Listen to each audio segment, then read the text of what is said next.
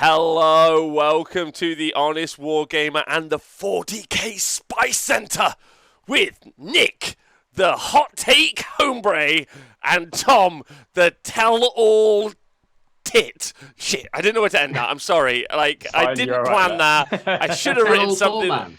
I should have. We know you don't plan things, Rob.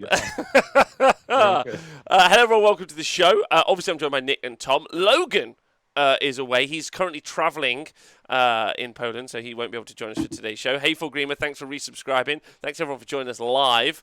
It's so great to have you all here. We're going to be talking about the Ork Codex today. We'll be taking a first look.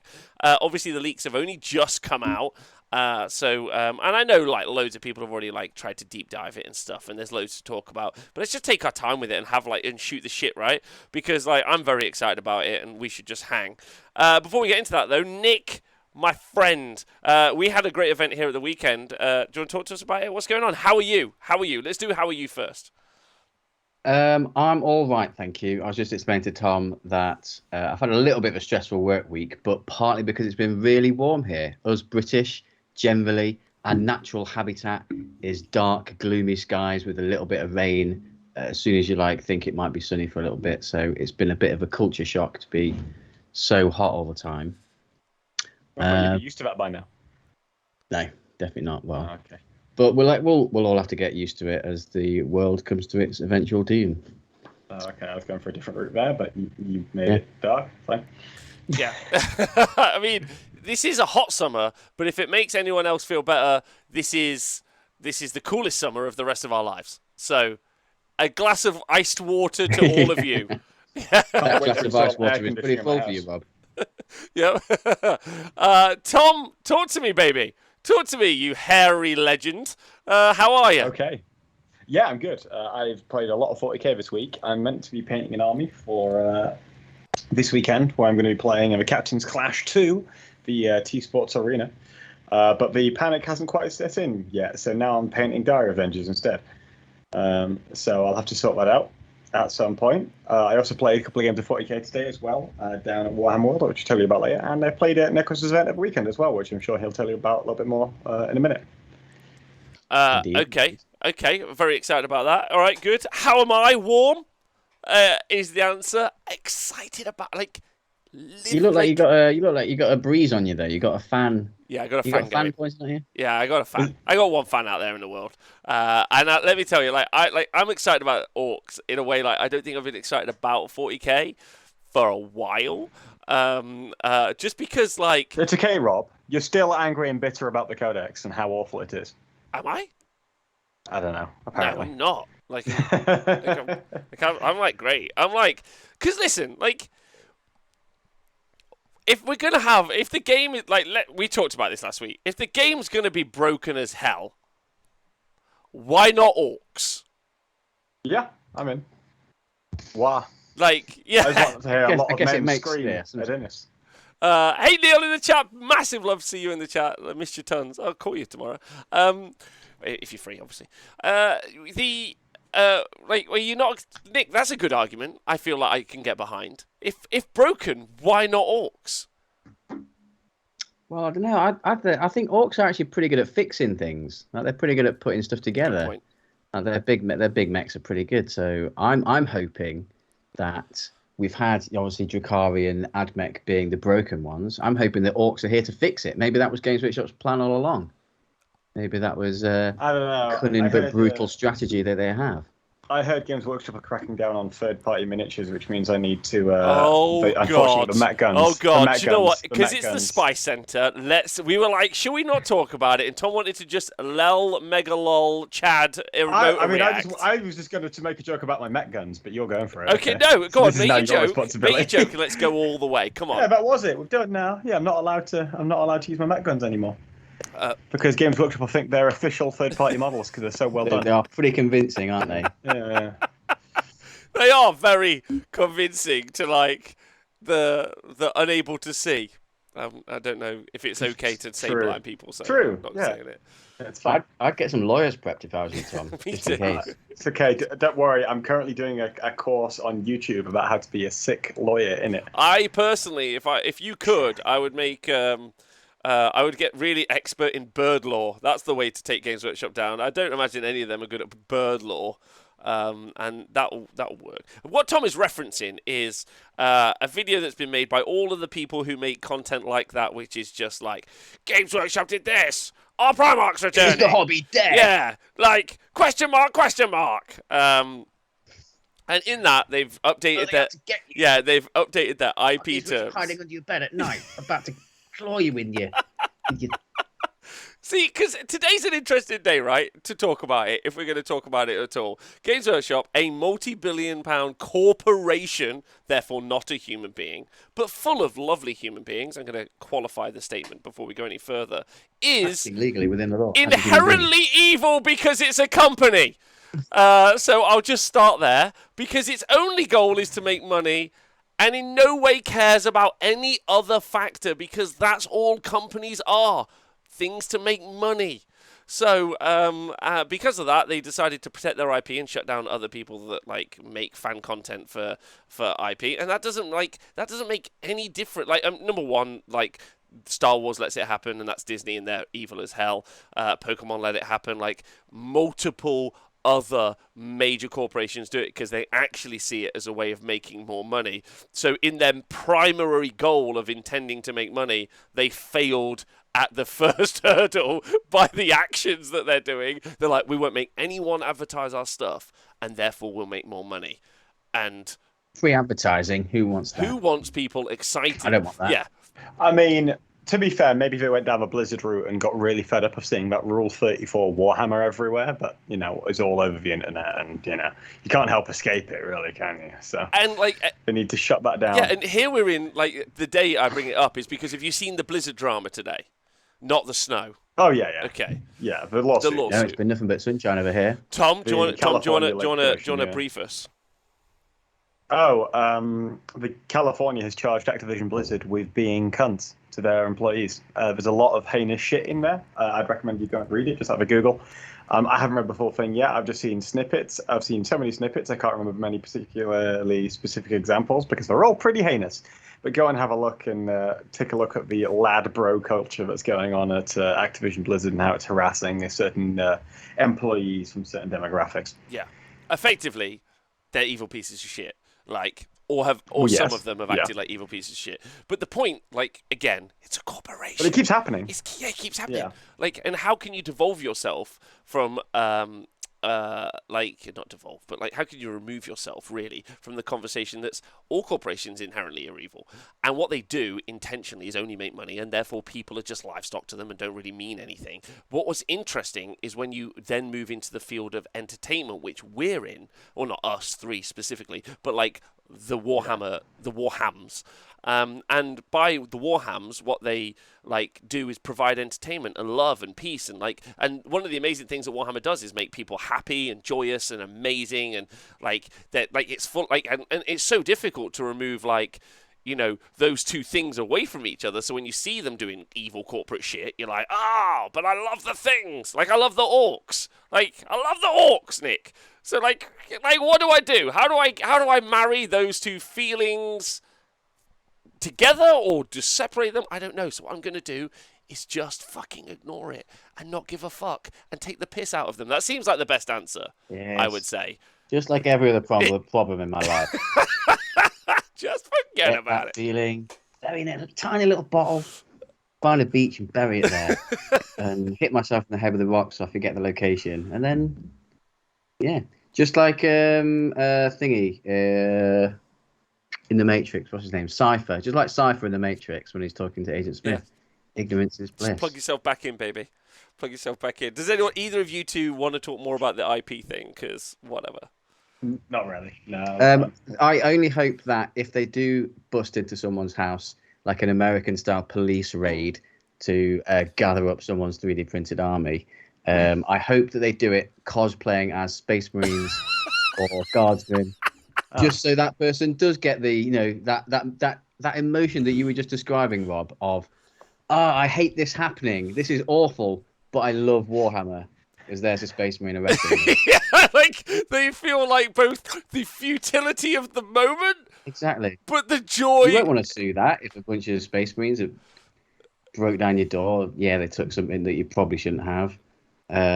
Really, I guess maybe. And also, to assuage fears, I don't think they're coming after people who make bat reps or a lore video or like any of that No. shit. But maybe they will. Who knows? Who knows? But like, just like the excellent decision to stop making digital products has led to a drop in piracy. Yeah, like, and in no way. Yeah. No one in my local area does it. Like, it's done a really good job. Like, it's an excellent business decision by them. This will also go down as one of those stellar decisions by them as a company. Anyway, spycenter.com over. That's where do we own 40k spycenter.com? We should buy that before Val buys it. We should buy that. And yeah, all of a along with sudden, that's dickpills.com, apparently yeah. a frontline gaming show. Fucking who knows? Yeah. FLGdickpills.com. Matt's also just dropped the lists for this weekend's event at T Sports Arena, and everyone is playing Space Marines. Yeah, it's going to be really fun. Apart from like 2 Harlequin players, 1 Drakari player, and me. Yes, so there is a 40k event at the TSN Arena this weekend, so which is where I'm currently streaming from, and Tom will also be attending. The lists are up. I might be doing a list show on it tomorrow. We're waiting for one list, but I might be doing. Okay, all right. But I'm I might be doing a list review show tomorrow on it all, which will be really fun because I'd like to do those every time we have an event. But we'll talk about that more tomorrow, so I'm excited about that. All right, let's before At least knowing the film, we do have some early predictions who's going to win. It's either going to be Tom or that guy playing Eldar. Drakari, isn't it? Yeah, or the guy playing Drakari. Can I beat Drakari? Is that the question? Right. No, we didn't ban AdMech, no, but we have a rule at the TSN Arena for events, which is no FAQ, no play. Because we have got an FAQ for AdMech, though. Pardon me? We've got an FAQ for AdMech, though, right? No, that's not out, right? No, they haven't done it. No, you can get it. Yeah. It's on the 40k website. 40k FAQs. It didn't come in before the cut-off time, is what I'm saying. I can check it. It was released on the 5th of July. Well, then maybe they're playing. Has anyone brought AdMech? No, okay. No one has. Well, there we go then. So there we go. But it's no FAQ, no play is what we operate here. And I think I have a really good analogy for no FAQ, no play because it's only like 16 people playing at the TSN Arena because that's as big as it is. I think of it as like throwing a house party, right? And someone's like, "Oh, there's this dickhead coming," and you're like, "Oh, maybe just don't let him come." It's like, cool, that works. Not until he's sorted his act out, right? Yeah. Yeah, that's the best way to describe it. And then, once he's sorted his act out, he's allowed to come. That seems fine. Right, okay. Nick, do you want to tell us about what happened? Before we talk about Orcs, do you want to tell us what happened at the weekend? How the weekend went? Yeah, so we had League of Nights this weekend. It was loads of fun. So all nights, alternating activations, custom missions, which are based on 9th edition 40k, but with a bit of a twist. One of the secondaries was deploy tumblers as I immediately chose that, a little by the way. homage. I immediately chose that. Yeah, Rob chose that when he played. So yeah, it was a little homage to Scramblers and Tom's dislike of it. So yeah, it was loads of fun. I also had a side game. We bought the dice game that me and James invented that people still loved, and I challenged people to that game, and they could win a little spot prize, or they had to retrieve an item from the box of Endless Torment, which was a box that I had to reach the hand in and pick an item out of, and there was all sorts of random shit in there. So that was just a bit of fun at the side. We also had one Stomper player come. Matt came with his Stomper. Technically, he was a 2 Stomper player. Yeah. What? Sorry? I said technically he was a 2 Stomper player. He was a 2 Stomper. Yeah. 2 Stompers and a Mega Dread, like a little tin can. They have a bean can. Yeah. They got a Games Workshop. Are going to send my lawyers after that one now. Mm-hmm. Yeah, Matt's already put it in a safety deposit box in Switzerland. So it's like every conversion is open for that joke now. Every time you convert a model, you're like, Games Workshop going to be straight after that. Watch out! It's hilarious. And we had a new winner this time. So DC, who's often in the chat. So massive shout out to DC. He has come third 3 times in a row at the first 3 League of Nights, but this time he finally got it. He won all his games and got the win. Brad Glover came as well. He won Best Army because he brought his new Chaos Knights. So he had one Castellan and then 8 Armigers. They were like mixed between Admech, Knights, and Skaven in the traditional Brad Glover mix of stuff. You're never quite sure. He loves the conversion. He loves it. Just It does. for everyone at home who might be wondering what the fuck we're talking about, League of Knights is an alternating night-based activation event. Tournament, which Nick writes packs for, and it writes hilarious secondaries for, and it's just kind of like a homebrew event, and it's really fun. Like, it's super fun, especially the alternating activations. Like, it's very manageable, and it's very quick. Yeah. And it's just really engaging. I had such a fun game. So we play. So it's a 1 day event. And we play 4 games because the games can be quite quick. They're generally 2-hour rounds. And you'll often finish your game comfortably within that 2 hours. And like I said, it's alternating activations, which I think brings a real different game style and experience to normal 40k, because you're always with alternating activation games. There's loads of them out there, but with an alternating activation game, you always feel engaged in the game. You can't switch off like in 40k. No, you'll turn up to the table, you shake hands with your opponent, talk about their list.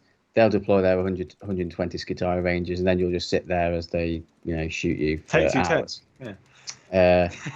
So you might have to spend half an hour just being shot at by someone in 40k or whatever. So you're just sitting there. Yeah. But because it's alternating activations, you're always engaged in the game, which I think is a big draw for me to write that style of pack for Knights, because I think it combines a really cool game experience with awesome models. So night games always look really cool on the table, but I don't think the experience of playing Knights on Knights in general 40k isn't very good. And although Knights taking again, even just Knights versus another army, I'm not sure. I don't know. It's how I lost round 5 at the LGT, right? And what that does is it makes it more of an enjoyable experience, because it's not just about the Knight player that went first and shot you first wins. And also gives you so much opportunity to mitigate a game as well, to decide how you want to play. Do you want to play super aggro? Do you not want to play super aggro? I can't tell you how much I enjoyed it. Again, not to over egg it, but it was just so manageable. It was I do a thing, cool, you do a thing. It very much felt like there was no downtime. And I'd forgotten because it had been a while since I played in that format, and it's just really great. So I'd just like to be very clear on that. Really fun. Yeah, and I so me and Rob were sort of spare player for the event as I was running it. So I had a couple of games, and Rob played versus the Stompers, which I think was a hilarious game. I had a good time. So we were running another one. I don't know, just later in the year, probably. Not got a date for that yet. Okay, amazing. If you guys, by the way, you should sign up for that. When we announce it, we'll announce it on the show as well and big it up. Because you also played in it, Tom, right? Yeah, I did, and I brought a mate along as well. I hadn't played in about 10 years. Amazing. And so he was playing his first 40k at the event, and at one point after round 2 he's in first place. So he ended up right at the top at one point, which he had a great time. I think he really enjoyed it, because he's now looking at doing an army, because he's more of a painter. And he's trying to work out whether he wants to do an Age of Sigmar one or a 40k one. I'm just dude, just do demons. But I played, obviously I lost to my mate round 1 because we were kind of just playing together. Not that I wasn't trying, it's just he ran over and punched me in the head and I died, and that was that. And then I played Brad Glover round 2 with his awesome looking Chaos War Dogs Armagat army, and the Despoiler, the Castellan equivalent for Chaos. Then I played against the Stompers round 3, and then I played against Wargamer round 4. So I had a lot of fun. I came third, used that to buy some spray for my Eldar army, which I can now talk about because it's been released into the Captain's Clash chat. I'm now painting. So yeah, I had a great time with that. It was a lot of fun. I really enjoyed it. Oh, fun. I'd like to hear about your Eldar list. I know you're painting for the weekend. Yeah, That'll sure. be fun. Do you want to tell us? I can take you through it. Yeah, so I'm running 2 detachments. They're both custom craft worlds. I call it Boomers and Zoomers. Nice. Okay. Are they both patrols? Yeah. They are. So one is a spearhead and one's an outrider. Okay. Wow, so edgy. Boomers is for things that make things go boom. So that is like the Farseer on foot, a Warlock on foot, 6 Dire Avengers because I had some spare points, 10 Shadow Spectres, 2 squads of 5 Warp Spiders, 3 squads of 3 Dark Reapers with Tempest launchers, and 3 squads of 2 support weapons, D cannon.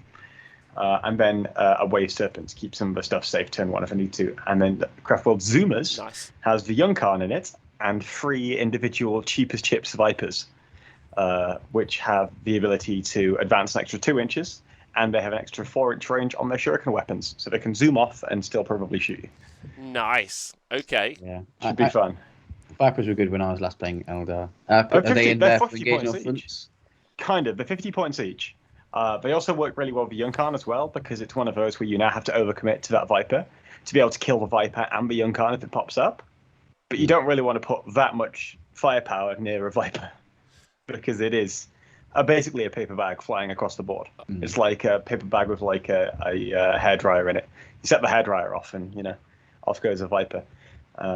So yeah, I've got a lot of little units there. Grind them down is not a good pick for me, as I discovered today. But it should be a lot of fun. There's a lot of interesting little tricks in there that I'll take you through next week after I've played it. So all right, looking forward to that. Looking forward to Tom gotchaing an entire event. Really, really big fun. It's not. I'm joking. God, take a joke. Christ. I know what. It's not me that's the issue. It's the internet. You've seen it.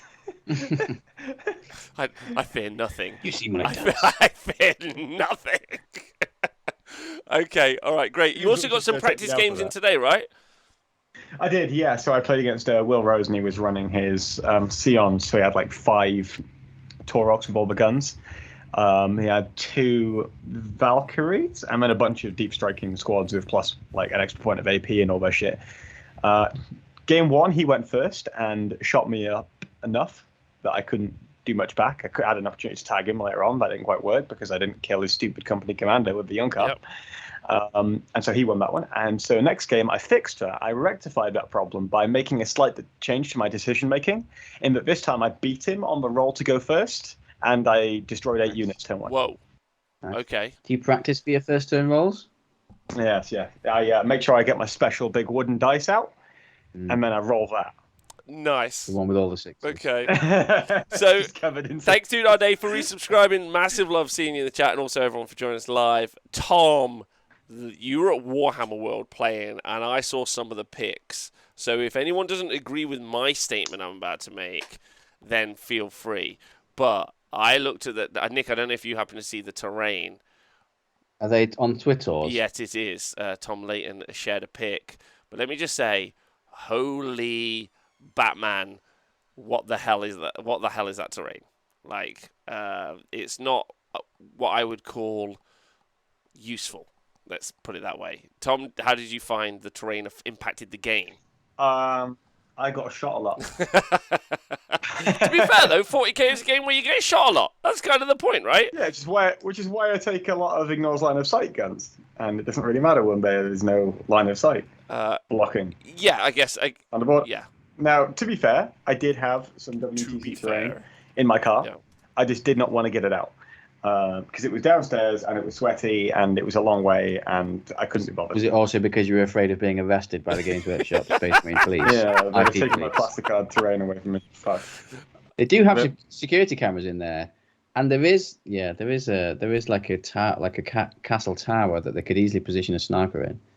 So they could. That's where the hiding Vindicator assassin all this time. Yeah, that's the place. Hold on, I'm just getting the link for you guys. It doesn't look the same as the Games Workshop official terrain pack tournament layout. It's not. It's just a bunch of terrain they lob out on Warhammer World tables. It's not necessarily tournament terrain, so it's not representative of tournaments. I think. Is this the home of? Sorry, is this the home and HQ? Yes, Forksart. What's going on? Huge love to you. Huge.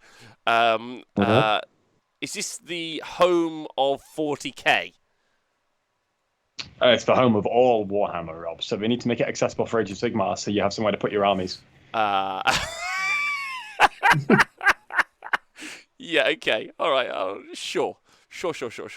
I mean, there's 1, 2, 3, 4, 5, 6, 7. There's 7 pieces. 7 pieces. Not even even. It's not even amount.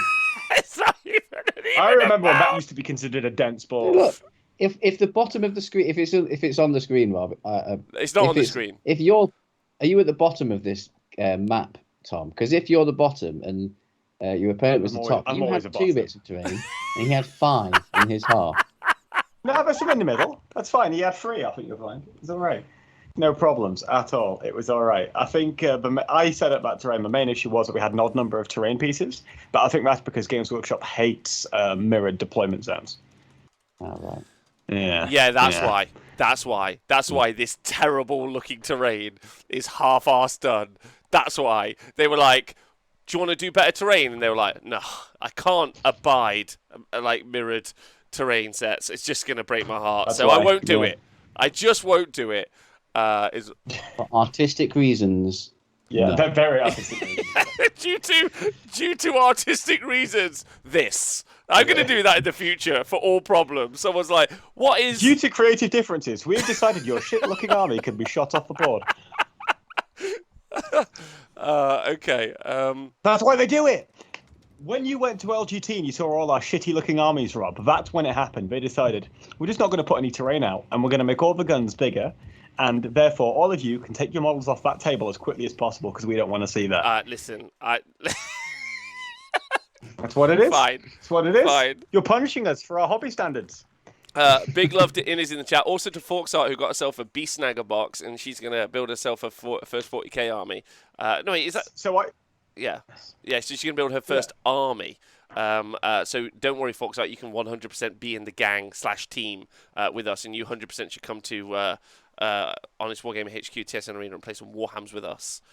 The terrain looks terrible. By the way, that's fine. I also tweeted the picture of a pepper with all of the the Nando's pepper from the Spice Guide on Twitter, and I just put the dates of when all the books were released, and now Innes and James Ramsey are critiquing my stupid pepper. How dare they? In fact, Innes has turned up in the chat to critique. How dare they in any way critique your pepper? I don't know why they're taking it so seriously, man. I know. Do you know what? I mean, they're saying Death Guard isn't hot. I mean, they should just stop being shit. Innes, Boss Baby Wilson is 100% the Peri Peri of 40k. I heard he finished captain now. Who? Never mind. Oh. Don't worry about it. Sorry, I don't know your It's fine. ETC Carry on. jokes. You're all right. Jesus. Right. Do you guys want to talk about orcs? 31 minutes in. Yeah. I just want to give a quick shout out to a fellow Necron overlord. We need to give a shout out to Dick Vanderhoosen because he won a GT with Necron. Shut up! When? Last weekend. Nick's left the room. For the podcast people, Nick left the room. What did he really? I mean, to be fair, it was only in Belgium. They were only good at TTS. So. Wow. Don't take this from us. Don't take this from us. Yeah, I'm just going to yes, we won a GT. So I'm going to slightly copy his list because I played a practice game last night with my Necrons against Andy. Shout out to Baron AJ in chat. Is Andy Baron AJ? That's so nice. Yeah. I know. I think so. Yeah, there he is. So we played a game last night with Necron. So I was testing out a list for a tournament I've got in a couple of weeks. So Dick's list was kind of I think we had 2 Catacombs Command Barges, right? 2 times 20 Necron Warriors, 10 Necron Warriors, 3 times 5 Wraiths, and some Heavy Destroyers, and Chronomancers. So I'm stealing the Chronomancers because I played a game against Andy last night, and I had a Technomancer who is a dude who can put D3 Warriors back into your arm, into a Necron Warrior brick, but the Chronomancer is a dude who can put a 5+ invuln save on it. So I definitely realized. Oh yeah, I'm reroll charge as well. But just the 5+ alone, when you compare it, I think to the Technomancer, which I've been playing, is you'd rather save a third of the damage coming in rather than res D3. I think it's way better that. So I've been playing the Technomancer set now, so I'm definitely stealing the Chronomancers. But I'm loving playing the big 20 blocks, and I think Doomsday Arcs and Ghost Arcs in the all obsec thing are just fantastic because they're so solid and they can just pump out a load of shots. Has his win inspired you to run the Necrons? Like, is it reignited the love? Because last week I did say you were like, fuck these. Last week I did say I wasn't feeling them. I was thinking about going back to the Death Guard. I did before I knew this. I did go back and say, I'm gonna give the Necrons a go. I'm gonna take them to the event and give it a go. Maybe. But definitely, I have been inspired by Dick in this situation because just giving you that motivation that it is possible. The dream is on. Give you some good motivation. That's it. Listen, possible but hard. Come on. Definitely hard. Yeah. Really hard. Wait, also, who is this Nick? Forks Art in the chat, by the way. Lovely lady who raided once, and she's just a fucking delight. You should go check out her Twitch channel. Also, who's this Nick? He looks like Warhammer version of James Bond. We call him Fit Nick. Fit Nick. Yeah, that's what we call him, Fit Nick. But yeah, there you go. He's in the chat if you want to follow him on the twits. We use him to just generally just to bamboozle the audience. So me and Tom can say shitty things. And to topple evil Warhammer overlords. Yeah, that's true. That's true. So do you think? So Nick, do you think your list could do well? You got legs? Are you inspired by the Dick Van der Hoosen? I think it could be okay. So in my list, a little small detachment that I have, which is the heavy support one. I can't remember which one it is. Whether that's Spearhead, maybe one of those ones where you have a HQ and 3 to 6 of another type. So I have a Locust Destroyer Lord. So Locust Destroyer Lord with the Voltaic Staff, which is like a Assault 4 Tesla Damage 2 staff. So that's really good. He rerolls 1s to hit and reroll 1s to wound for destroyers within 6, and he is a destroyer. And then 3 heavy destroyers. And their chapter tactic in my list is the one where you get a 5-up DPR against mortal wounds, and then you have a 1 reroll on your wound. So because the heavy destroyers, they just have 1 really good anti-tank weapon. They got 1 shot, so rerolling 1s to hit, and you get 1 reroll on your wound roll. So they're really nice MSU mobile, like ridiculous AP, high strength, high damage anti-tank tech in your list. So I really like having that small detachment. And the Destroyer Lord, I think, with the Voltaic Staff in that detachment is really reliable for the damage output it does for 105 points, which is not much. And then backed up by the classic all obsec 6-inch pre-game move, 2 times 20 warrior blobs and doomsday arcs and things like that. I fucking hate those warrior blobs. They fucking trigger me so much. Because they do quite a lot of output when they're in the right place. I think so, yeah. The Doomsday Arc, it's a bit swingy because it's D6 shots, D6 damage, but that's good. It could be better, but it's fine. But it's just so great because it's a big footprint. It's 14 wounds. It's always, you can't wound it on less than a 4, and it's got a 5-up invuln save. Okay. And it's obsec. And it is obsec. Yeah, that's true. The obsec bit is also the super nice part. Yeah. Yeah, agreed. Okay, well, so that's the event in a couple of weeks? Yes, on the 7th. Okay, all right. Well, that's exciting. Good luck with... And 8th. Huh? So what were you saying? It's a 6-game one, sorry, 7th and 8th. It's where are you playing? Where's this? Wow. Oh, it's Hellstorm. It's the Hellstorm event, the Bolter. They're doing 2, the Chainsword and the Bolter or something like that. It's in Mansfield. Yeah. So this is one that I had. So I had this ticket before and COVID hit. So this is a free. So they just cancelled the event and they're running. If you had a ticket to the previous event, you get a free ticket to this time. Hey, great work. Okay, well, good luck at the event. Let us know how that goes. Is it a big event? How many people? I think because Mansfield, where the venue is, the capacity is smaller now. It's the new Sanctuary Gaming Centre. Yeah. So I'm not sure that the capacity is 40 or 50, something like that. 40, I think. Yeah. I think 40. Yeah, it's still quite a big event in nowadays terms. Obviously not anything like America, but like, less said about whatever they're up to, the better all the time. Okay, all right, sweet. Good luck with that. Thank you. Should we talk about Oaks? The Oakses. Let's do it. I'm hyped for Orcs. Okay. Let's go. You guys didn't get the memo. I'm wearing a green T-shirt because we're doing Orcs. Where's your green? I'm going to be honest, Nick. You're lucky I'm wearing a T-shirt at this point. And I'm green with jealousy about you having such a nice top. So does that answer the question? Like, that doesn't. All right, chapter approved. No, orcs. Orcs rules. Let's go. Let's do this. Okay, so we're gonna start kind of like, I think in a sideways way, but I think it's a good way, right? Which is talking about their secondaries. Yeah. Yeah. Right. Okay, Just because yeah. it's just kind of like throws us into a nice spot. Like, okay, let's score points. And they've got 4 secondaries, of which I think 1 is okay. Like maybe 2. So you got in the no mercy, no respite category. You've got Stomp 'em Good. The nominees are. Yeah, the nominees are Stomp 'em Good. You score 3 victory points. Thanks to Templar for resubscribing. It's so great that you might play a game that we all care about at some point. Thanks. Appreciate that. How many bits to get Nick and Tom to swap tops, says Zip Zap Rap? I don't know. A lot. Well, just across the screen, just like pass it. Yeah. Imagine if we could Magic, organise that. magic of television. So this is score 3 victory points at the end of each battle round if the number of enemy units destroyed by melee attacks made by orcs units, which is nice because it's like a broad amount, from your army is more than the number of friendly non-Gretchen units that were destroyed by melee attacks during this battle round.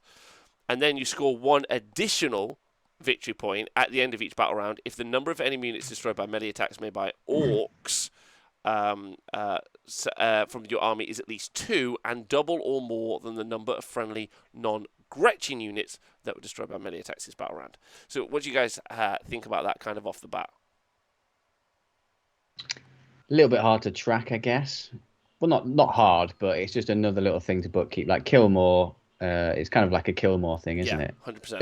But well, I guess it is kill more. It's the kill more secondary, but you can't lose Gretchen units. It doesn't matter if you lose Gretchen units. Yeah. So you don't. I guess it's kind of in the orcs narrative. They'll happily throw in Gretchen to die. They don't. They're just like, they're useful to orcs. They don't really care about them in terms of like their morale or their society, I guess. So it's actually from your Same army. number of It's more points as than the kill more. number of friendly non-Gretchen units, and Gretchens don't count towards this. So basically, like you just kill more than your opponent. And Gretchen units, you don't have to worry about losing the Gretchen units. So you can use them as screens and shields and other stuff. So it's quite nice, actually, in that regard. So actually, your trash isn't going to make you do worse in this setup. So I quite liked this. It's grinding them down for melee, isn't it? Yeah. It's whether or not like the whole book, the whole book is good in melee. And is going to reward you in that way, but I don't mind this one. I think this one's takeable. I don't think it necessarily needs to be good in melee. You could use Gretchen how I feel like this is encouraging you to. Like you could just have big screens of Gretchen, like loads of little units of 10 or 20 or whatever, and throw them forward, and just have loads of shooting orcs behind them. Yeah. Okay, that's fair. So you're not letting your opponent get to you because you're flooding the board with Gretchen, but then you're dackering them down with. Or your Rocket Truck Squig Buggies. Oh, baby, Rocket Truck Squig Buggers. Okay, so that's Stomp 'em Good. Shadow Operations. Can I go? Yeah, go for it, Tom. Sorry. Yeah, so I feel like that one's quite situational. Obviously, if against things like Tau or against things like Guard or maybe Craftworld, then it's probably fine. But even then, I think a lot of the problems with it is that in a lot of turns, you're not going to be able to score it anyway, right? For example, if you're in turn 1, you're probably going to find it a bit of a struggle, especially when it comes to changes to Evil Sons and what have you that we see later on in the book, in terms of making it hard for you to get charges off turn 1. I also think it pigeonholes you down a route where you don't necessarily want to go in terms of melee orcs. Because my personal perspective on this book is that I don't want to really build like a horde melee orc army. I don't think that's the way you go with this book. And I think the secondary kind of forces you down that route. Although if you do want to go down this, it can be fine if you're looking to score like 9 to 12 points, but charging isn't necessarily as consistent as it used to be with orcs. Okay. That's super fair. I think that's one of the interesting things about the book as a whole is how you're going to play it, and I think it's just going to be very, very different to how people used to play, and that's great. Because I think it's great, like because I don't know. I don't think it's that. If that's the case, this is the first time I'm looking at these rules. I haven't had time. Oh no! Did I lose you, Nick? No, I'm still here. It's just Nick. Oh, it's fine. We'll he's carry on. livid about the orc changes. So much so he abandoned the stream. He's so disappointed. He abandoned the stream. So was the second one get the good bits? The second one is Shadow Operations category. Yeah.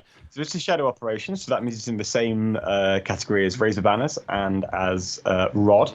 which is quite a big secondary Rod. now. They've changed it from the shit secondary it used to be. So if you selected a secondary objective, and after both sides have finished deploying, starting with your opponent, hypothetically, this is what it says. Obviously, we can't know. The players alternate selecting objective markers that are not within any player's deployment zone to be good bits objective markers. So you're just looting objectives until 3 objective markers have been selected. And then all core units from your army can attempt the following action at the end of a movement phase, hypothetically. 1 or more core units from your army can...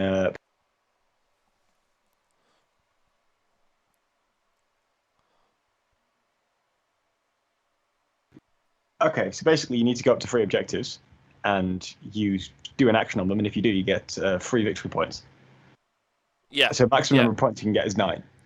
Yeah, and I don't think it's a good one anyway. Like, if you're doing an action on things, you might as well get more points out of it, right? Yeah, I'm not a fan of this one at all. Nick, it's like shit rod.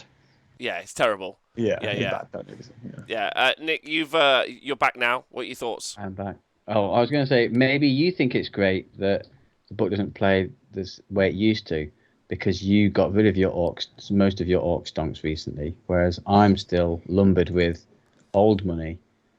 I've got loads of boys, orcs. So I'm going to be a little bit salty if loads of boys isn't good. So let's just talk, can we talk before, like, because I think this is a good one, right? Because like I've seen a bunch of like reactions, but like you have to, the army has to progress. It's an old range, and also getting into orcs like I did like the beginning of 8th. It's so fucking wide. Like, I saw someone be like, yeah, let's make grot tanks great. I was like, you know what, fuck them into the sea. Like, they're cool, but, like, I think books that have got that many options, Space Marines, like, are just a fucking problem. Like, it's they're just not that bad, actually, no, we've got tanks. They're just a bit expensive for how quickly they die. I know. What I'm trying to say is I get it, like, Nick, and I get it, but I also feel like, you know, like, it's nice that there are some nice new options, and that they're pretty playable, right? Like, and then you don't have to be like, go on.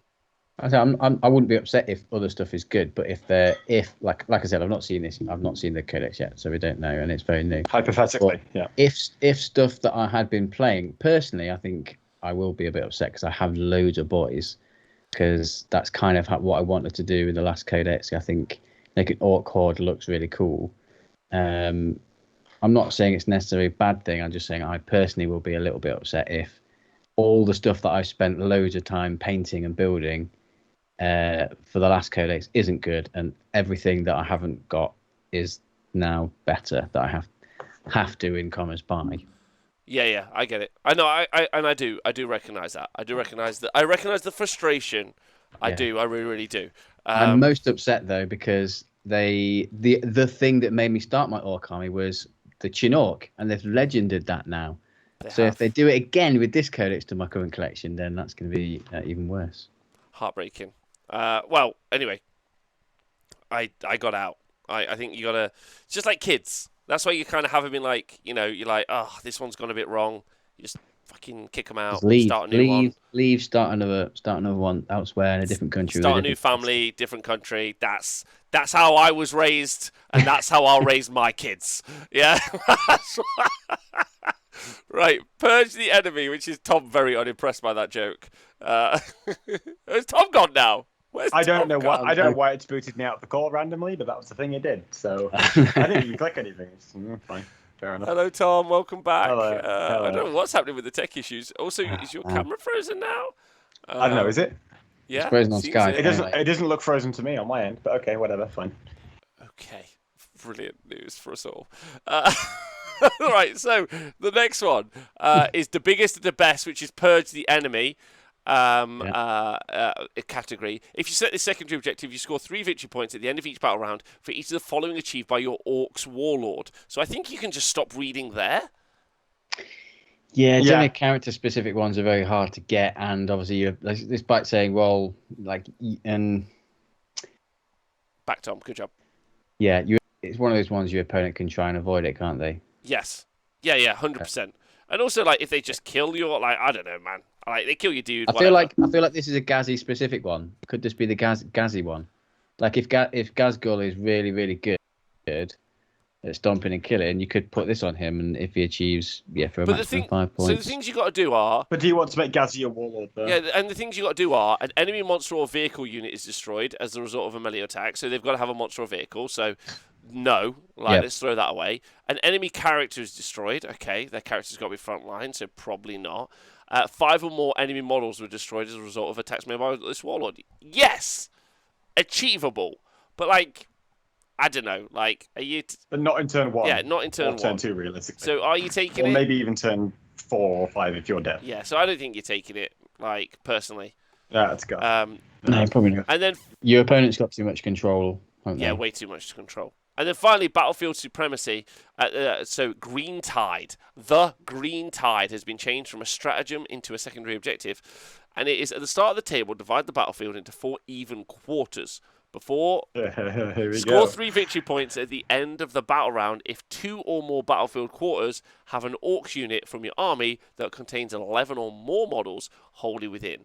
Score 5 victory points at the end of the battle round instead if all 4 battle quarters have an Orcs unit from the army that contains 11 or more wholly within. So this is really reliant on the fact that Nick, if you take all your Orc boys, you're smashing this because you're having a load. But if the book is a bit more hero hammery, a bit more elite, not really using loads of boys, call this one awkward is what I'd do. So this plays into how your army wants to play, Nick. So that's good, right? If you want to take it does. But I think the part of the problem, maybe I don't know. So maybe part of the problem, if this is a secondary. And the best way to achieve this is to have lots of models. That basically gives your opponent relatively easy no prisoner points. Yeah. So you might max this secondary, but your opponent probably will max this secondary as well. Yeah. Tom, what are your thoughts on this one? You not really get. One of the other things that makes it really interesting is how you divide it up into quarters. Yeah. Talk to me why.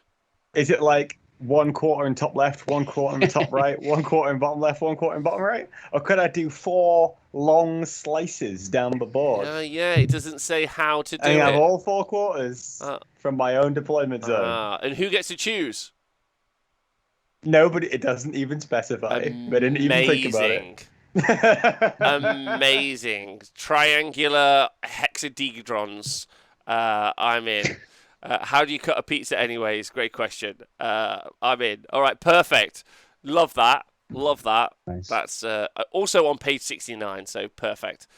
Nice. Draw lines corner to corner, so easy to achieve. Amazing. I don't think that'll be very useful because you probably aren't taking lots of boys anyway. Nick spoilers. But maybe you would. Maybe you will. All right, let's talk about the clans, shall we? The clans. I'll talk about the general stuff anyway. So you've got Daka weapons, which we already know. They've got 2 profiles, and if you're in half range, you get to use the other one. Abilities, here we go. If you have the here we go on the datasheet, then you can re-roll charge rolls made for units with this ability. Pretty massive to have that potentially army-wide, right? Tom, didn't you fail a bunch of charges today? Yeah, but they're all 3-inch charges, and I failed most of them. But a reroll would have been nice. It would have. It would have. It's slightly in a nerf though, because previously with Here We Go, it was reroll 1 on both of the dice, whereas now it's just a flat reroll the entire charge, which is a tone down, which is another one of these things that we're talking about that makes melee slightly less reliable. But it's still good, but you get it for free. Basically, if you have CP every turn, it means you don't have to prioritize different charges. Yeah. Nick, what are you thinking? Here We Go. Happy with that? Yes. It's got worse, so I'm not happy about that, but it's fine. I mean, it's good having the army, is what it makes it a bit clearer. It's like you roll your 2 dice or you re-roll them. Yeah. Not one or both. That's fair. You're both right. It's a nerf, but I'm happy because it's there, because that's great. Good delivery system for the gang. Ramshackle. Each time an attack is allocated to this model with the Ramshackle rule, if they are. So this won't be all of the units, obviously. Unless the attack has a strength characteristic of 8 or more, subtract 1 from the damage characteristic of the attack to a minimum of 1. Pretty fucking nice, I'm going to say. I'm glad I've got them to a minimum of 1 in there after the previous book. I know, they're smashing it. They could have never foreseen previously that would have been put in. I think that's good. That's nice. So what is it? Anything over 8, you don't reduce any damage. Yeah, 8 or more. Yeah. So 7 8 or down. more. So anything less 7 down, reduce damage by 1. Get -1 damage. So, by the way, when we're going through this book, it's definitely worth keeping an eye on who has this rule for the vehicles, because that's quite decent for things like autocannons or what have you. Yeah, of course. And heavy bolts. Yeah, agreed. Then they've got mob rule. Now, this has had a big nerf. While this unit is within 6 inches of a friendly clan mob unit that is not under half strength, this unit is never considered to be under half strength. Very different to having a leadership to the number of models in the unit. So, a big old nerf.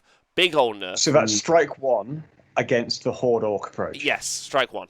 We'll go through the book and we'll keep going. Strike 1. Sorry, Nick. And then they've got Beast Snagger is also in there as well. Each time a model with this ability makes an attack that targets a vehicle or monster, add 1 to the attacks to hit roll. And every model in this unit has a 6-up invulnerable save.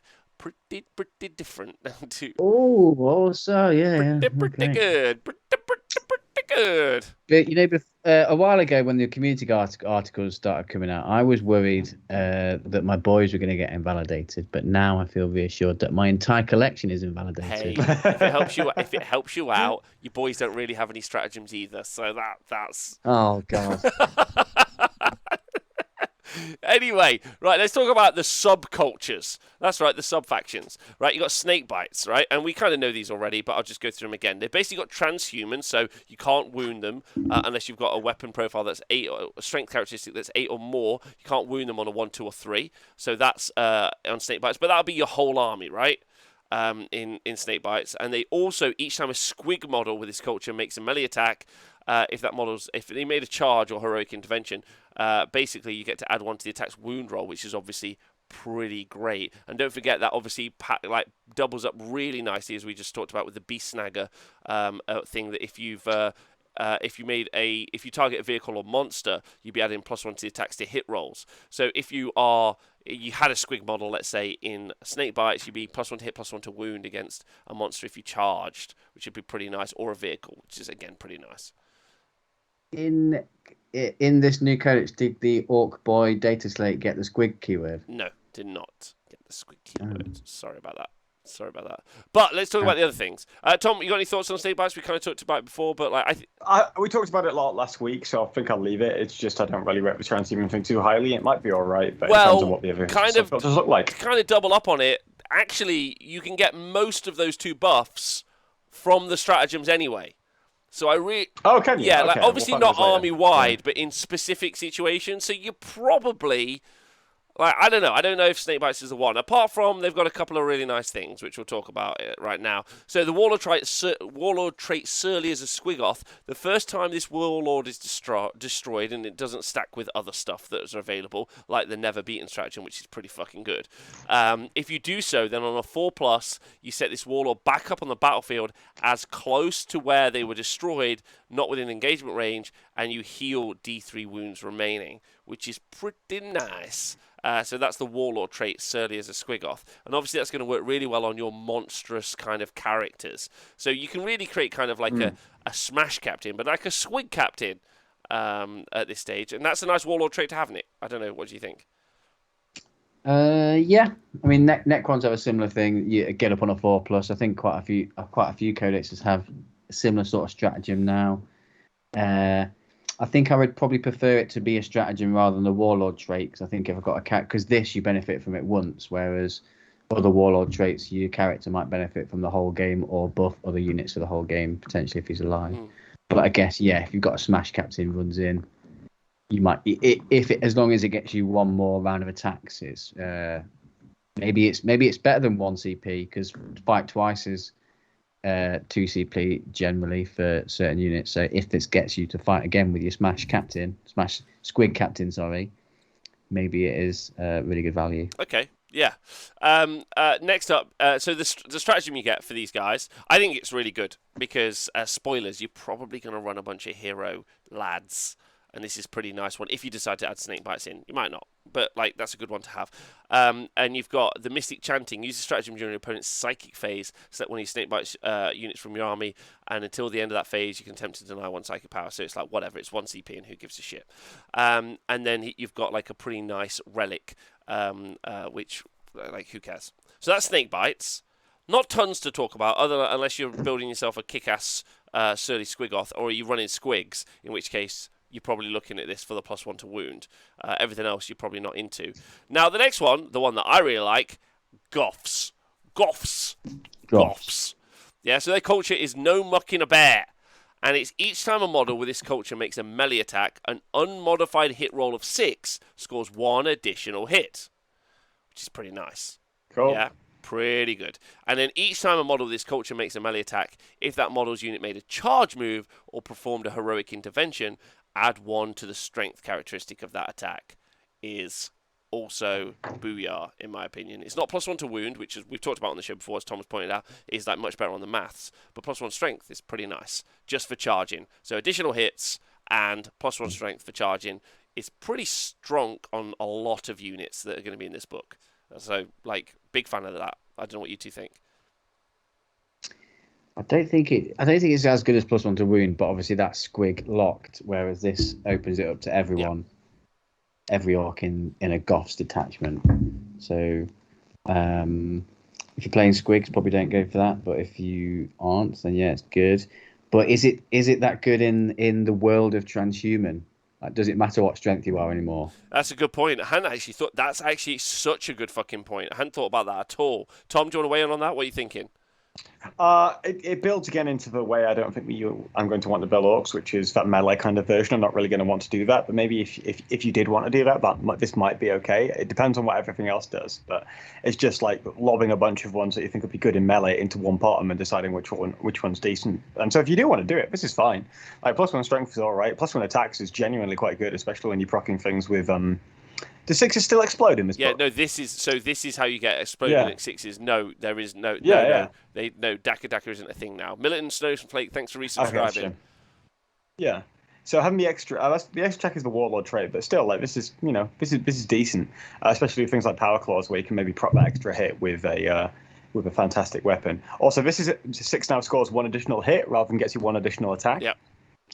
Yeah. So it's not even like yeah, exactly, which takes some bookkeeping out of the game, but it also means that you're a lot more consistent with those hits as well. So you're not getting +1 to win, but you're getting +1 strength, but you're also getting more hits than you otherwise would. Yeah.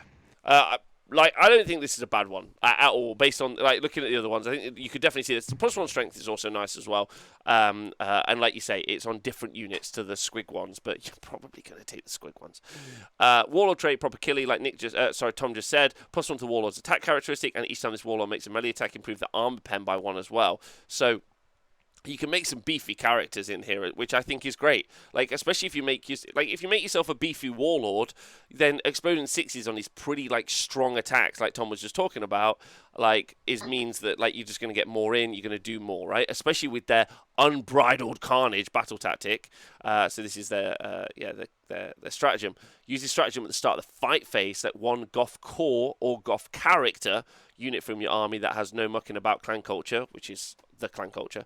Until the end of that phase, each time model in that unit makes an attack, it scores an additional hit on a 5-up. So that's 2 CP. So you get exploding 5-ups in melee, which feels... Tom, you're muted, bud. So that feels really nice, personally. What, how did that happen? I didn't click anything. What? Not sure. Okay, fair enough. My hands have been on the model, but okay, thanks for letting me know. That's just more Daka in melee then, I guess. Yeah, it's more Daka in melee, but that's good. Yeah. I'm impressed by that. Yeah, it's decent. It's just the melee thing that upsets me. Okay. All right. Okay, fair enough. It's still fine. It's what you expect Goths to be. It's just not my thing. I don't think that's how I'm going to build. All right, and then the Iron Gob, which is the relic, a Goth model only. After making close combat attacks with the bearer before they consolidate, you can select 1 enemy unit within an inch, and you do D3 mortal wounds. Personally, I like the Goths. That's all right. Personally, I like the Goths one. I think the Goths one's decent. Yeah, they're fine. I think Goths are better now than they used to be, actually. Yeah. I think they're more viable. I think they're really good. Mainly because Evil Sun's got Pooier, but, I think Goths are fine. Okay, so let's talk about bad mooms. So they're armed to the teeth. You add 6 inches to the range characteristic of Daka and heavy weapon models with this culture that they are equipped with. So obviously that's going to extend the range also of how many shots you get at half, because Daka is a number at full range and then even more closer range, so it's going to extend that range. So that's quite nice. So that's 6 inches to those, and each time a model of this culture makes a range attack, an unmodified wound roll of a 6, improve the armor pen by 1. So I'm less bothered about that. So that's the extra 6-inch range is all right. yeah, okay, yeah. The armor pen is whatever. Like ultimately, Yeah, if it was extra AP on the hits, that's fine because with Orcs BS5 or some BS4, by the time you get to the wound roll, you don't have that many compared to the number of shots you had. couldn't agree with you more. Couldn't agree with you more. And then the Warlord trait though is the Warlord has a 5-up invuln save. In addition, add 1 to the armor save and throws taken for the Warlord. So you can make +1 armor save and a 4-up invuln. It's pretty nice for building yourself a generic character that's going to kick ass. And then the CP. Yeah, on that mega armor knob. Yeah. 1-up save. 1-up save. 1-up save, baby. Yeah, because you get 2-up save base. Yeah. So that's nice. And then the stratagem you've got is 1 CP, and it's uses stratagem when a Bad Moon's core or Bad Moon's character unit from your army is selected to shoot. Until the end of that phase, each time this model in that unit makes an attack with a Daka weapon, an unmodified hit roll of a 6 scores an additional hit. So if you're shooting, you add, like, if you're in Bad Moons, pick a unit. Well, your guns are 6 inches longer, and also you've got exploding 6s, and then you've got 6s to wound AP -1. Which I think is, like, might be viable, right? Like, if you're looking at, like, a lot of shots or something, you could be like, do you know what, I'm going to put that in there. But the fact that the exploding 6s aren't on everything now, and you're going to... But it's cheap, right? It's 1 CP, right? Yeah. I mean, there's 2 ways you can build shooting, right? It's catering to lots of high-quality shots or catering to lots of shots, right? In this one, you're probably going to be using it on things like shooter boys. So if you want to go for less quality shots, but more of the shots, this is probably where you go. If you wanted to go for something like the more high quality shots, but not as many shots in general, you probably go for something like the Death Skulls. So this is still fine. But again, it's backing towards the Horde, which is, again, something I'm not looking to build for. But that doesn't mean it's necessarily not useful. Same with the Ghost. Right, yeah. Any thoughts on that, Nick? I quite like it. Like I say, it's only 1 CP. It is only 6s, not because this is like Daka from the old codex, isn't it? But in a stratagem, kind of. Yeah.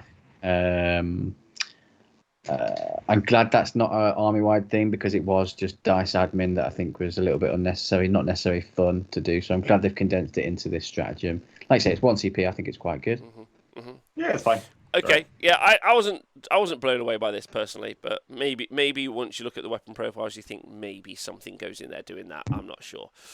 Evil Sun. Imagine getting an extra shot with the custom Mega Blaster. Yeah, I know, right? Like, but the thing is the reason the KMKs were so good before is they all had Daka, so you were just like looking to explode as many 6s as poss, and it was fucking lush. Yeah. And now it's not anywhere near as good, so I could definitely see why people feel a bit like bummed on that front. Evil Suns, the red ones go faster. You add 1 inch to the move characters models with this culture. If that model is a speed freak, you add 2 inches. Whoop-de-doo, Basil.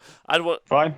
Add 1 to the advance rolls for units made with this culture, sure. And then models with this culture do not suffer the penalty incurred to firing assault weapons after you've moved, basically. So I just think that that's fine, and I don't care probably about the whole of Evil Suns. I'm just going to point that out.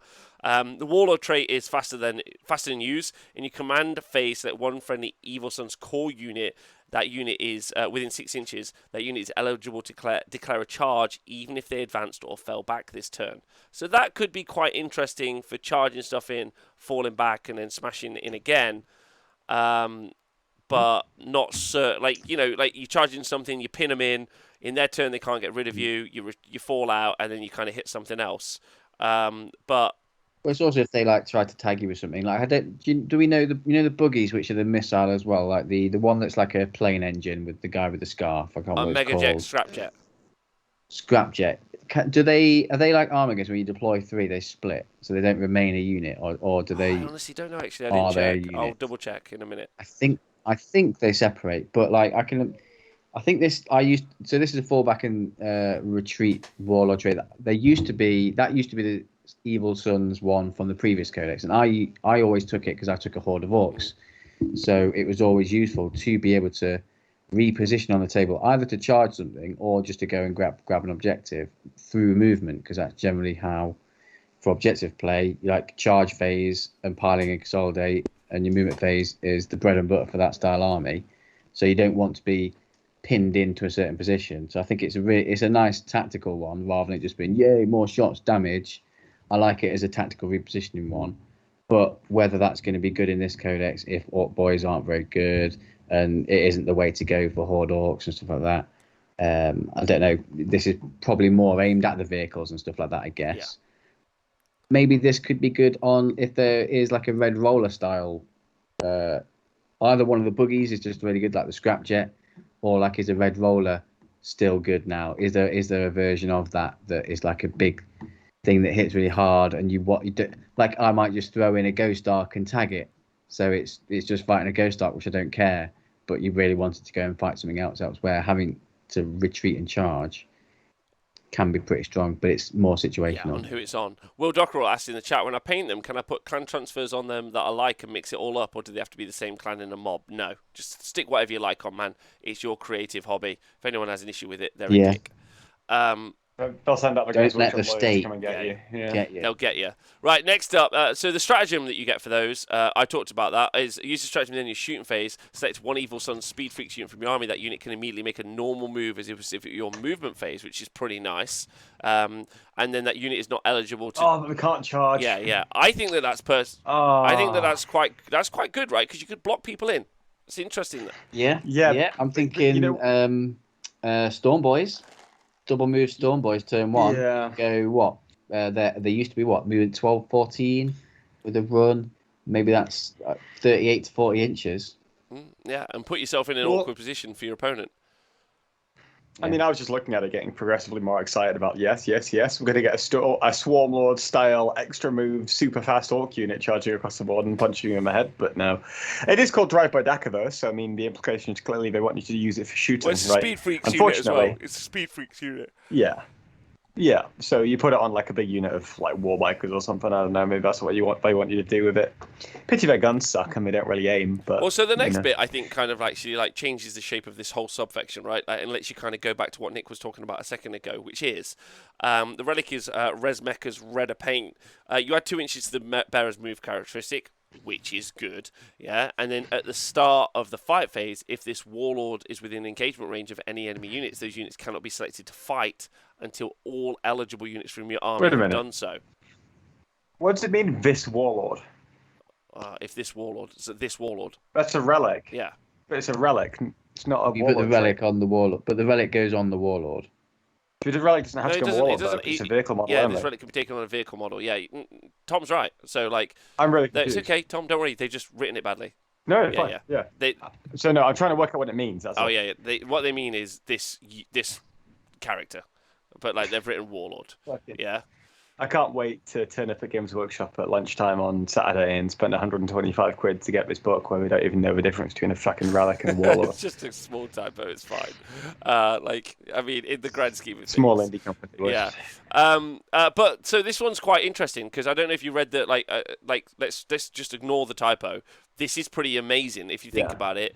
At the start of the fight phase, if this character is within... Sorry, not this character. This vehicle, because it has to be a vehicle. It could be a character vehicle. Is within engagement range of any enemy units. Those units cannot be selected to fight until all eligible units from your army have done so. You can slap this on a stomper. Make it go 2 inches faster. Yeah. And fight things first. Right. Yeah. Do you know what I mean? But it also means everything else. So, like, if you've retreated and charged, or you're piling in, like, a bunch of different units into, like, a combat, it means that if you've got, like, a big vehicle kind of engaged on a couple of different units, you can kind of make it so that, like, all your army gets to go first. I don't know. Interesting one. I think you could play around with that quite a bit. Who's the new biker? I can't remember his name. The new biker that was in the previous wave, who's the boss, Speed Freak boss. The Death Killer Wartrike. Trike. Yeah. He's got a big base. Trike. I feel like this is written for him. Yeah, big base. I'm sure he's a vehicle. I've got one here, mate. Sit there. Bring it. So this should be good on him, I'd imagine. I'm trying to find it. Can't see it. I'll find it later. Yeah. Big base, anyway. I know he's on the shelf somewhere. But he is big base. Big base. Not as big as a Stomper's arse, though. So, that'll block everyone down. Right, next up, Blood Axes. Their culture is tactics. Not sure it's worth reading, but sure. Each time a ranged attack is made against a unit with this culture, if the attacker is more than 18 inches away, then the unit with this culture is treated as having the benefits of light cover. Units with this culture are eligible to shoot or declare a charge, but not both, in a turn in which they fell back. So, kind of nice for some like hitting and running, and the -1 to hit is very situational. And then the Warlord trait, I've got Plan Lads at the end of the deploy forces step. I was reading this again. I read it twice this morning, and like this and the stratagem, I just don't get. At the end of the deploy forces step, select up to 3 Blood Axes units from your army and redeploy them. Okay, I understand that. If the mission uses strategic reserve rules, any of those units can be placed in strategic reserves without having to spend any additional CP. And if both players are, regardless of how many units are already in strategic reserves, so you can just lift even more than you normally allowed off, right? If both players have abilities that redeploy units first, you roll off. Okay.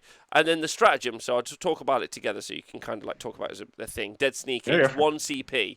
And this is use this stratagem at the end of your movement phase. If the mission you are playing is using strategic reserves, select 1 Blood Axes infantry unit from your army, excluding mega army units that's within 3 inches of any battlefield edge, and then place that unit in strategic reserve. And because it's the end of the movement phase, you won't be able to replace it, right? Yeah, the thing that kind of like really gets me about this is I get having stuff in strategic reserves is quite useful, but I think having so much in strategic reserves that you're not even playing the game, like, is really ineffective eventually, right? The only thing I can think that's the only thing I can think this is useful at is if you play the Games Workshop events and the boards are glass, like, so you'd be like, I need to hide from the admin. Yeah, right. And they just drop them on. So there's an advantage there, but I think in every other situation, I think that this is pretty rubbish. Or have I read that wrong? I don't. I think with the fall back and shoot or fight thing, I think most of the time you're probably not going to be doing that with more than 1 unit per turn anyway. So you might as well just take Evil Sons and use a stratagem for that, right? Rather than taking this. So it's not a massive issue.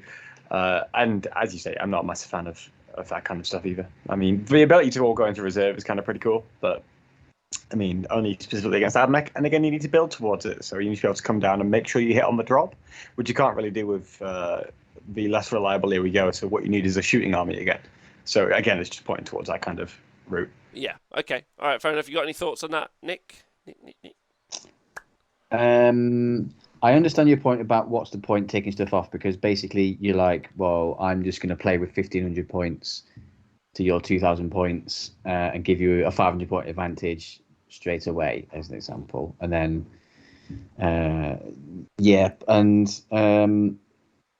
was going to say you could play cagey early on. But then, because the boards are smaller now, that gives you putting stuff into deep strike. If you play cagey and you're not damaging your opponent, they've got more stuff to block off the board with to push back your deep strike. So it's basically irrelevant. You're not getting it into the places that you want to. This type of rule was better earlier on when they came up with this style of rule, because it used to be Necrons kind of have a version of it, and the Space Marine one, which is the Phobos one, which is Lord of the Seed. It used to be, at the start of the first battle round, before the first turn begins, you can do this.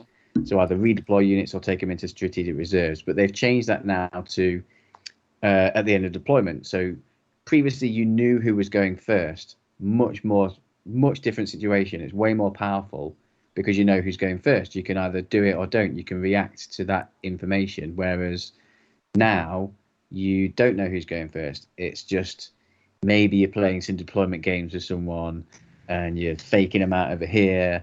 They deploy heavily over there, and you take it off, and they're not there actually. So I think it's okay, but it's not great. Yeah. But Necrons have the similar thing where they move 6 inches, and it's who's going first at that point. So it's decent. Whereas this is more limited. Yeah. Okay. I don't think I would ever take this in any way, but sure. Like, but that's just me, because it doesn't do, like, once I've done that, like, I'm not adding range to my guns or AP or getting extra attacks or getting +1 to wound or having transhuman. I just don't see where it fits. I mean, maybe if you write a specific list where you want stuff that can't deep strike to go into deep strike and go into strategic reserves, maybe you write a list where that is the case. And if you can pay for a warlord trait, maybe this is worth 1 CP. If it saves you CP in the long run. Let's say I've got 30 to 40 power level of stuff I want to put into deep strike. That's going to cost me 3 or 4 CP. Maybe I just pay 1 to do this. Yeah. But obviously tied to Blood Axes. Yeah. Okay, right. So next one, Death Skulls. Each time a unit with this culture, so it's Lucky Blue Gits. Each time this unit with this culture is selected to shoot or fight, you can reroll 1 hit roll or 1 wound roll when resolving the unit's attacks. Pretty good, obviously. On elite things, yeah, of course. Each time a model with this culture would lose a wound as a result of a mortal wound on a 5-up, the wound is not lost. Maybe not so important right now, but pretty nice, right? Nah, it's pretty crappy. Yeah. And then infantry units with this culture gain objective secured ability. This ability is described in Warhammer 40,000 Cool Book. So infantry units are objective secured, which is nice on units that don't have obsec anyway, right? Like, so if you're running loads of boys, then fine. Yeah. But if they didn't have it, like, it's nice. I think the other stuff is nice. the other stuff is fairly nice as well, especially those like unique rerolls for death skulls. And then the warlord trait is opportunist. Each time you select a target for this warlord, if you select a character unit within 12 inches, you can ignore the lookout sir rule. And each time an enemy vehicle unit is drawn within 6 inches of Warlord, you gain a command point. So it's a bit all over the place there. And then 2 CP for Wreckers. Use this stratagem at the start of your shooting phase. Please select 1 Death Skull's core or character unit from your army. Until the end of the phase, each time a model in that unit makes an attack that targets a vehicle, you can add 1 to the attack's wound roll. But then, so that's Wreckers, right? For 2 CP in this sub-faction. But you already basically get that for free in the other sub-faction. So, like... But only on the squig ones, right? So this is probably better. This is way better for stuff that's going to just get you at range. Like the squig one's fine, like it's everywhere. But I guess it's harder. I guess you pay 2 CP rather than it being all the time because this is easier to do at range. Like you just deploy and you can shoot stuff across the table. Yeah. Whereas combat dudes, they've got to get there, they've got to survive to get the charge, and survive Overwatch to get that. So I can understand that, but yeah, this would be more valuable on range stuff like I don't know tank busters because they're only strength 8. Let's say you're shooting some at toughness 8, you want the +1. Yeah. I just think it's shit for 2 CP as well. And then you've got the relic. Yeah. The relic is a Death Skull's big mech or mech.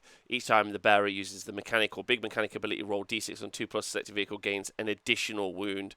And then if you can select 1 vehicle unit within 12 inches of the bearer, the enemy vehicle unit suffers d3 mortal wounds. So not loving that is what I'm going to say. Not loving that. I mean, the main reason you'd be taking this entire thing isn't for Warlord trait or for the stratagem or for the relic or what have you. It's for the reroll to hit and or to wound. Yeah. And in some cases, that may be the best thing that you can access, even if you're just sacking everything else off, right? Because it's not like you have a plethora of things which all have different fantastic uses. It's like you build an army to do this thing, and now what's the best thing for me to do this thing? Yeah. Oh, there's a rule that gives me a free reroll. I'll take a free reroll. Yeah, you're absolutely right. And I honestly think that first bit is something to look at, and everything else is like whatever. So that's the conversation, right? Yeah. Right, freebooters. Freebooters. Their culture is competitive streak.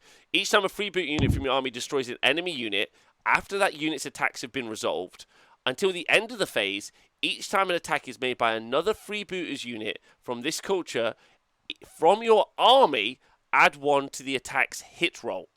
And that's in it's all right, any phase. Yeah, it's good. I love that. That's the one. That's so good. Like you blip a unit, like you blip a really small unit, and then you've got +1 to hit on everyone else. Massive for orcs, like on everything. Yeah. And then you're in combat. You know, you punk a little thing that you've smashed, and then the rest of your boys are going to be boys or like squig smashers, whatever. Like they're going to be hitting on 2s. It's pretty fucking good, in my opinion. Like, I just want to see how easy it is for orcs to pick out little units and what have you. Because when I'm playing Craft Worlds, it's relatively easy for me to like pick off like that last guardsman with a Tempest launcher or what have you, right? Yeah. If orcs have some way to like get around terrain quite effectively, that could be really, really good. It also, and this is really key, like it is so like matchup swingy, like, and it's kind of like, oh, if I'm pairing to like very like let's say Death Guard, like very resilient, like bricks of X. I'm not going to do much unless actually maybe like take out that unit of Poxwalkers and then my whole army goes wild. I think that's really nice. Like so knights, not that they're around much, no, but like Tom just said, the guards unit or even those little units of Drukhari that might be running around, like you're feeling pretty sweet about that, and then get +2 hit. So 100%. Huge fan of that. Warlord trait is an aura. While an enemy unit is within 3 inches of this model, subtract 1 from the leadership characteristic models in that unit, and each time that take combat attrition test, you add +1, and then friendly freebooters add +1 to the leadership, so whatever. And then the stratagem is get the loot, which is 1 CP. Use the stratagem at the start of your command phase. Select 1 freebooters infantry unit for your army that's on the battlefield until the start of your next command phase. That unit gains objective secured ability. This ability is described, so it's a freebooters infantry unit, but I think that that's lush. It's just to like, boom, your objective is secured now, like, and it's army wide, and then you just like that. You could do some really fun play with that, I think. Yeah, you could. Obviously, your opponent should know that you have it, but yeah, it's one of those little pocket strats that you can use. If you've got an opportunity to go and deny, this is definitely for the denial game. So obviously 40k 9th edition, you've got your holding game, which is holding your own objectives, but denying your opponent's primaries. It's a big part of 9th, so I can definitely see this being really useful in that aspect. Really big, yeah. Again. Yeah, I'd love that. And then the relic is it can only be taken by a vehicle model, and while an enemy unit is within 6 inches of the bearer, it loses the objective secured ability. Maybe taken. All the sneaky objectives, good stuff. That's a pretty good one, right? Like that one's really nice, especially on a vehicle. And I wonder what sort of vehicle you might take. Like the thing is two of the warlord, two of the relics have been on vehicles, and that's like a real push. They're like, hey. Buy vehicles, right? Do as the state says. Only buy games where your do as we say. So those are the subcultures. I'm pretty certain I've banged them all there. Let's talk strats. Yeah. Let's talk strats. So. Let's talk about strats. Talk about strats, baby. Let's talk about. Don't forget, you got the war. We've talked about this before. The +1 attacks characteristic on orcs, because that's a big one, right, Tom? Like if you're playing Goths, I know you said like you're not interested, but like you're playing Goths. Yeah. +1 attacks on them. Yeah, like if you do call the big war, like there's also still warpath, so an additional +1, so that's +2 with exploding 6s, like, and then +1 strength. That's a fucking ton of dudes. Yeah, and there are still things you can do. It's just not how I would personally build them. And a good example of things they can do is based around the first stratagem, which is called Careen. Yeah. So for 1 or 2 CP, you can use a stratagem in any phase when a vehicle model that is not within engagement range already is destroyed and explodes. That model can make a normal move up to 6 inches before resolving the explosion. So you can move it, and then you can explode into your opponent, but that's probably not what you're doing it for. What you're using it for is you're using it to get a transport closer to the enemy lines. So you explode and you guys fall out a lot closer towards your enemy, right? Yeah, and also away from your stuff. Also away from your stuff. Yeah, like it's all positive. What's really positive about that is that it's only if it explodes. So you don't have to spend it beforehand in case. But is there a way you can force yourself to explode? No. Yeah, I was just about to ask that. No. Oh, sorry, okay. lads. I wish, but no. That's disappointing. Oh well. If that vehicle is a wagon or Titanic, it costs 2 CP. So, I mean, the options, like Tom said there, are massive. Use it to go do mortal wounds at your opponent when it explodes. Also remove it from your own lines, and also just get someone out closer to the enemy. Or even, actually, if they were looking to, like, surround you and you explode, you might even be able to get yourself out of dodge, right? And get your little unit hidden. Yeah, before they consolidate. Yeah, like, that one's huge. You're going to have so much tactical play with that. That's super powerful. Yeah, it's reactive, but if you can do it, then, yeah, great. Fantastic. Yeah. Works quite well. So then... and then you've got Get Stuck In Lads, which is a 1 or 2 CP stratagem. Use a stratagem in the fight phase when boys or beast snagger boys. There you go, Nick. You've got it. For your army is selected to fight until the. You said there was no strats for boys. At the end of the phase, each time a model in that unit makes a piling or consolidation move, you can move an additional 3 inches. This is not cumulative with other rules. If it's a unit of 10 or more, then it's 2 CP. So you get an additional 3-inch piling, which isn't a bad call. Like, you know, you make you know, let's say you deep strike or your green-handed Gork across the board. You got a 9-inch charge. You just make the 9. You can't pile them all in. Then you're like, cool. Do you know what? I'm gonna do a bit more to get the rest of those attacks in, right? Yeah, I think it's useful for like if you have multiple combats and you've got different orc units involved. Let's say the first unit you activate deletes loads more than you expected, and the other unit can't reach the unit you've charged because they've removed models from that unit or the front, and you need a bit of extra movement to get your attacks in. That's obviously useful, but it's also really useful for the denial game as well. So if you are launching an OBSEC boy unit forward, maybe you got a shorter charge than you hoped, or you needed a long charge because you could use your pile and consolidate move to get onto that backfill objective and OBSEC it off your opponent. So any movement shenanigans, I think, for Ork boy units are very useful, I think. I agree. All right, so next one. Oh, no, I've clicked off it. No. Tom, It's called Ramming Speed, and it costs 2 CP. It's an Ork battle tactic stratagem and uses in your charge phase when an Ork vehicle unit from your army is selected to charge. Until the end of that phase, when making a charge roll for that unit, roll 3d6 instead. You still need to declare something within 12, but you can get it more consistently. And when that unit finishes a charge move, select one enemy unit that is within engagement range of it and roll 1d6. On a 2+, that unit suffers d3 mortal wounds. Now, I believe this used to be an Evil Sons only stratagem.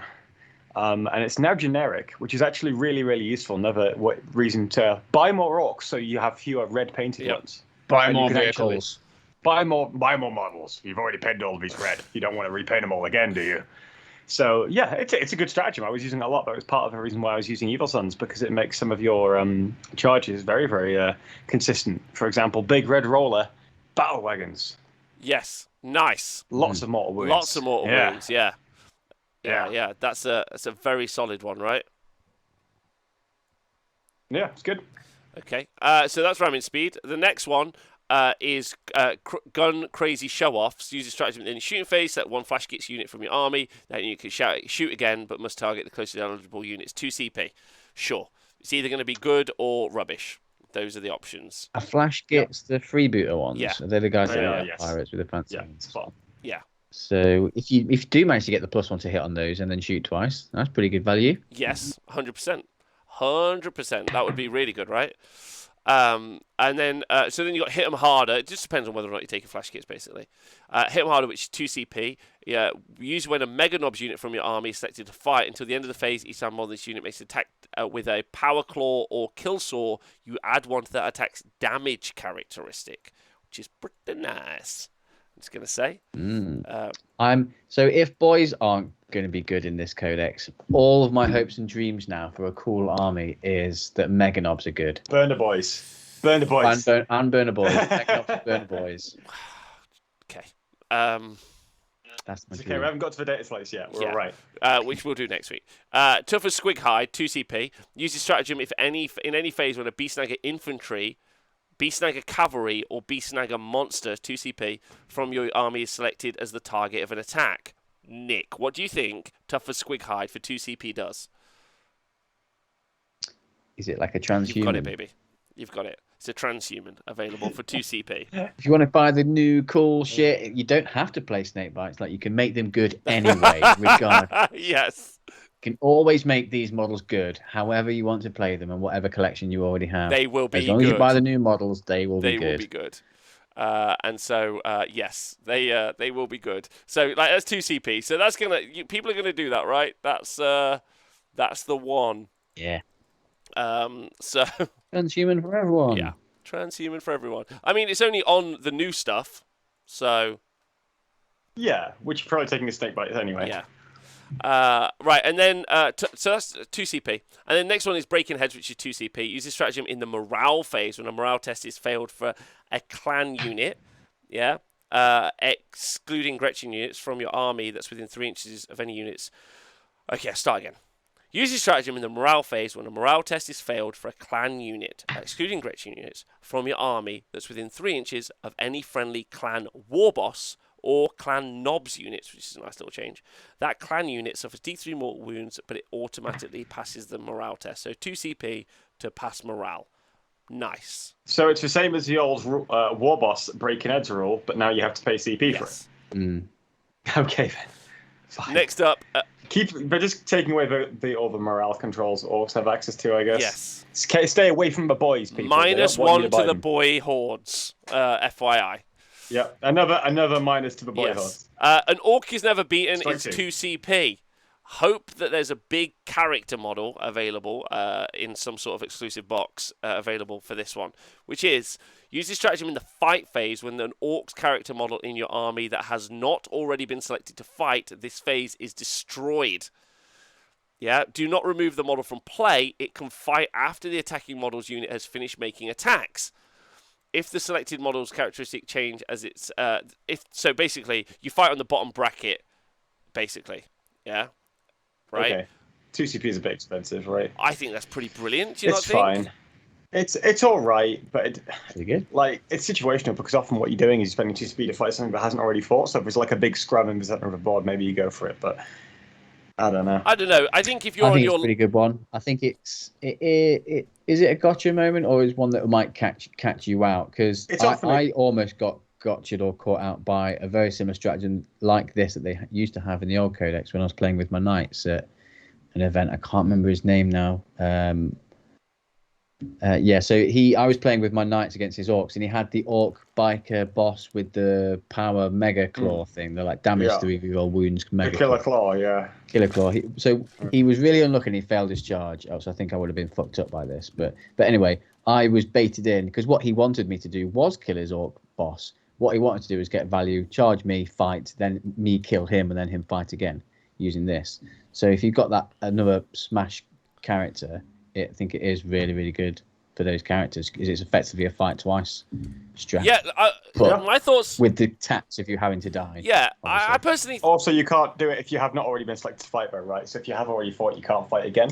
Oh, they've done it again like that. Oh, okay. So it's just you get fight twice, but you get a commiserations fight. I think that's good though. Like if you're like, let's say your turn's 3-4, right? Like you've got a character that's like nearly dead, yeah, and then they go to like clear him off, otherwise he's going to cause you a drama. Like it just means if you've got the CP spare, it's a good slapback. Right, like they've got to be punished. Yeah, it's fine. They've got to be punished for it. Yeah, like I think it's fine. I'm just not hyphy about it. I'm hyphy about it, whatever hyphy means. Like fair I enough. think that's hyped. I think that's nice. Yeah. The bigger they is, which is 2CP. Use this stratagem in the fight phase when a beast snag or war boss unit from your army is selected to fight. So only a beast snag or war boss, Nick. Buy the new things. Until the end of the phase, each time a model in that unit makes an attack that targets the Titanic unit, add 2 to the damage characteristic. So we should have stopped reading there. So maybe if knights are good, then we can whatever. Yeah. Then you've obviously got the ability to take an extra warlord trait and an extra relic. So those are in there for a CP each. Next up, Tide of Muscle. Use this stratagem in your charge phase when you select an Orc's core unit, not Gretchen, from your army to charge. That unit can ignore all modifiers to the charge roll. That's really good. Yeah. That's really good. What's Can you ignore trees? Can you ignore trees? Not even Death Guard can ignore trees. So. No, they can. They can now. They've been re-FAQ'd. That's not bad though, right? Stop a bit, Tanglefoot. I like it for 1CP. 1CP. Yeah, it's really good. Tanglefoot. Goodness me, I didn't even think about Tanglefoot. Good call. Fucking high five me. Yeah, it's really good. Space Marine Grouse strat. Oh, I'll take that. Give me that for 1CP. And it's cheap. All the strats are cheap, man. Like 1CP is fucking laughing. Unstoppable Momentum, which is another CP. Uses stratagem in the charge phase after a knob on Smasher Squig. Specifically, have you bought one? Have you bought one? If not, because we're not selling them, but why not? Use this strategy after you've been to Games Workshop and bought the new models. Select one of your new models from your army. You may collect your you may collect your blue stratagem passport to allow Have you got your stratagem passport to be able to use the stratagem? Right, so after a knob on Smash Squig unit from your army finishes a charge move, if there are no enemy models within engagement range of this model, it can immediately be selected to declare a charge again. Okay? Right? If you've bought one. It just means if you do impact hits, kill the thing, you can charge again and do more impact hits and do more things, right? So Grot Shields. Use this stratagem at the start of your opponent's shooting phase. Select one Orc's infantry unit from your army, then select one Gretchen infantry unit from your army within 6 inches of that unit. Till the end of the phase, any models cannot select the selected Orc's infantry unit as a target if the selected Gretchen infantry unit is closer to the visible target. How does this interact with Morkai? Please do not ask this question. Is 2CP, right? So you've got Grot Shields for 2CP. That's fine. That's a good one, right? That maybe you'll use, maybe you won't. So there is something that needs clarifying on this one. Oh, yeah? What is it? Makari. That's what I meant. Makari. Yeah? And how does it interact with Makari? Who fucking cares? Well, I mean, if you're within 6 inches of Makari, you can't target it without killing Makari. And if Makari is within 3 inches of you, you can't target Makari. But you know when someone asks you the question at the tabletop, yeah? All you say is, I don't fucking care, man. Like, that's the answer, I think. Just like... True, Yeah. true. I think so. Just go, well, I'm just going to stick my head in the sand until the eventual FAQ in 4 to 6 weeks. Yeah, that's my answer. Wake me up when it's Yeah. here. We don't have to worry about it because we've got that FAQ policy that should be adopted everywhere. Everywhere. Just everybody else has to worry about No the problem, FAQ, no play. Just imagine you've gone into a club toilets in the noughties, and there's a fella in there who's offering to wash your hands and spray you and give you some mints before you go back on the dance floor. That's how I say it. No FAQ, no play. That's how I say it. Right, teleporter. You can put people in the teleportarium for 2CP. Oh, specifically, actually, it's changed. Select one non-monster orcs unit from your army that has a power rating of 20 or less. So basically, there's some specifications on it now, right? Like, so it's There's a lot of this in this codex. There's a lot of like clarifying in like this kind of language there. Select this unit, but not this one. If it is more than this, but less than I mean, the they've other been one. very specific on this one, yet they forgot Makari. yeah, but like, You know. yeah, I felt like Guess this guy everything, was. Tom. Come on, You can tell professional. exactly where the guy writing this had the coffee, and I think it was somewhere 2/3 of the way down the page. But yeah, you're right. But you can put some stuff into the teleportarium, but not everything in the teleportarium. Fine. Lumbering Strides, 1 CP. Use this strategy in your charge phase when you use an Here We Go ability to reroll charge for, oh my god, get ready, a Morkanaut, a Gorkanaut, or a motherfucking Stomper. Fucking get in there. Shit. Or a Stomper, right? So you get the old Here We Go rule if you pay a CP. Yeah, you get the old Here We Go. We can reroll All one. they've done is paywall all our fucking old rules. I know, right? What the They have. fuck? And they've barely written this codex. They've basically just looked at all the data slate rules and harvested them off the data slate, put them in a fucking stratagem, haven't they? Yeah, you're right. I'm livid now. Lazy. Previously, I was excited, but actually, as soon as Tom said it, they have paywalled all of our cool rules, and they really. This is Games Workshop going into microtransactions, dude. They super want us to You buy can't the do new anything stuff. about it. I don't know if you know this, but they super want us to buy the new stuff. Like they're like very invested in us buying the new stuff. If only I knew ahead of time, I could get it cheap. Mate, we're going to start Nick, selling skins Nick, next. what's We're gonna that start selling, background like, picture? Pool party outfits Nick, from Shadow Spectres. Nick, what's that background picture a reference to? Oh, it's a tweet that Tom made on the 7th of July, roughly. So you can probably go to Tom's Twitter to find out. Yeah. And what was the tweet in reference to? Please inform the chat.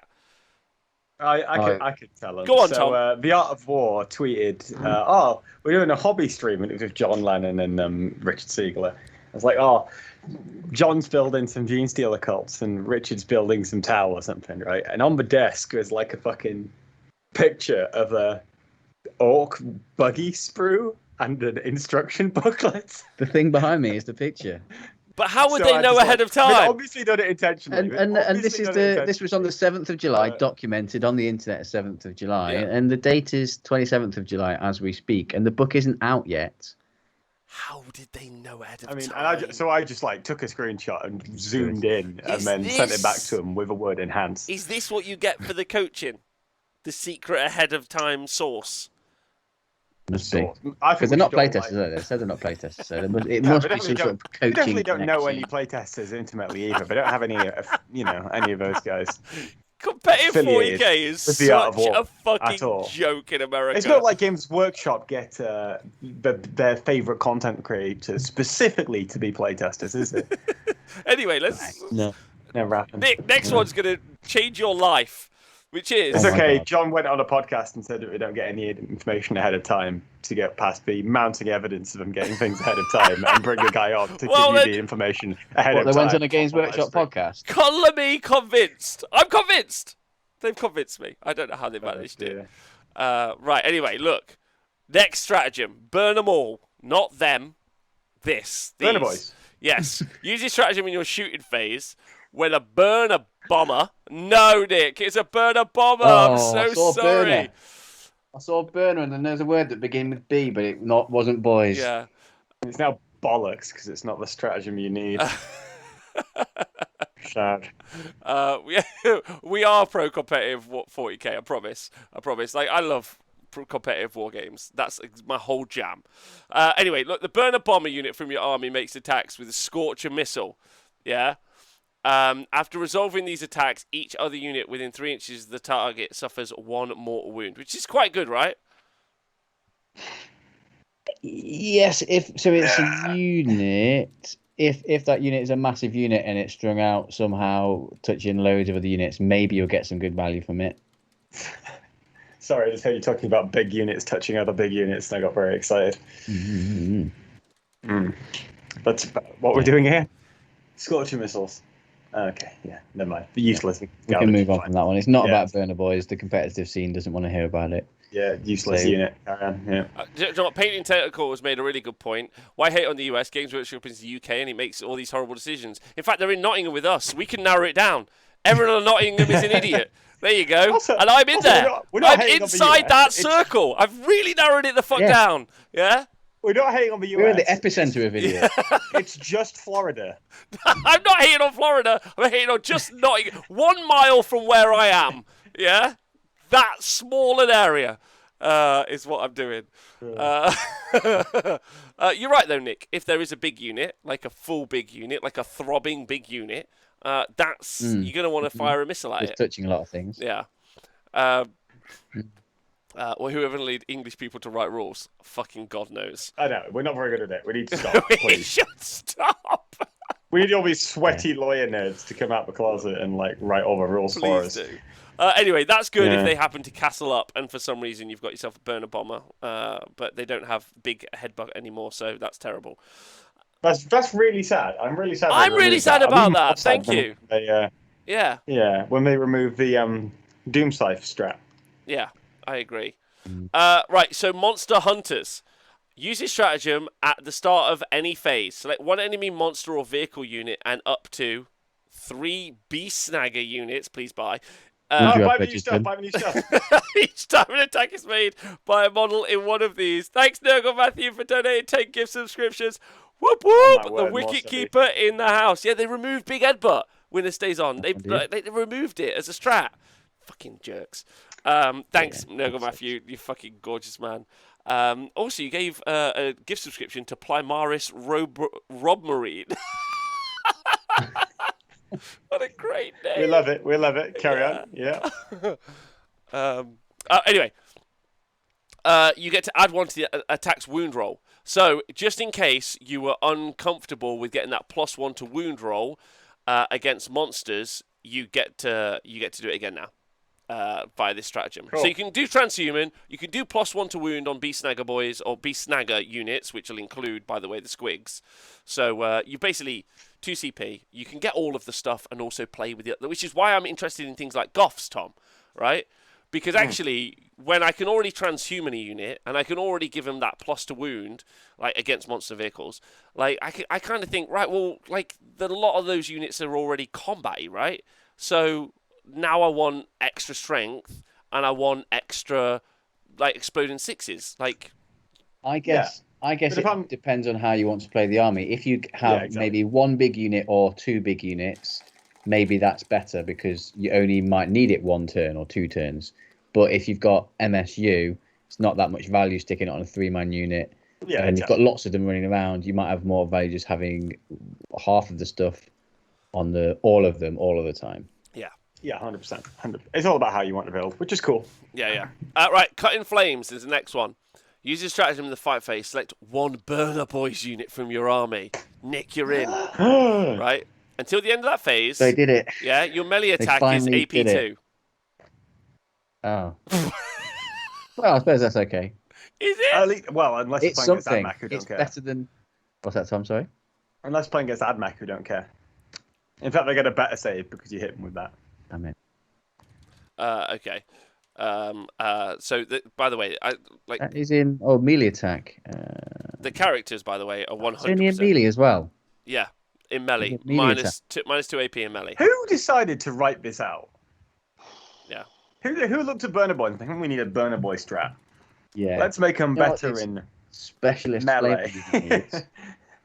Right, so that's Cutting Flames. Do you think, just before we finish, do you think someone stormed into the design workshop and said, "Can we not do mortal wounds on flamers for 1 book, please?" And they thought, you know that Nikos Furt guy, he's gonna really hate this melee strategy. Fuck that guy. Hey, the shooting unit, Again, good in melee. And I'll go back to the reason I started my Orc army initially. Chinorks with magnetized burner boys inside the Chinork. They don't like you, Nick. That's what I'm going to say.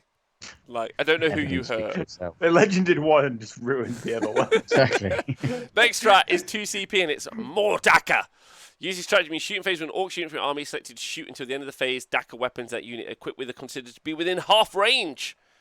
So you can do that. So it's 2 CP and it's any Orc unit. So that's pretty big on specific units, right?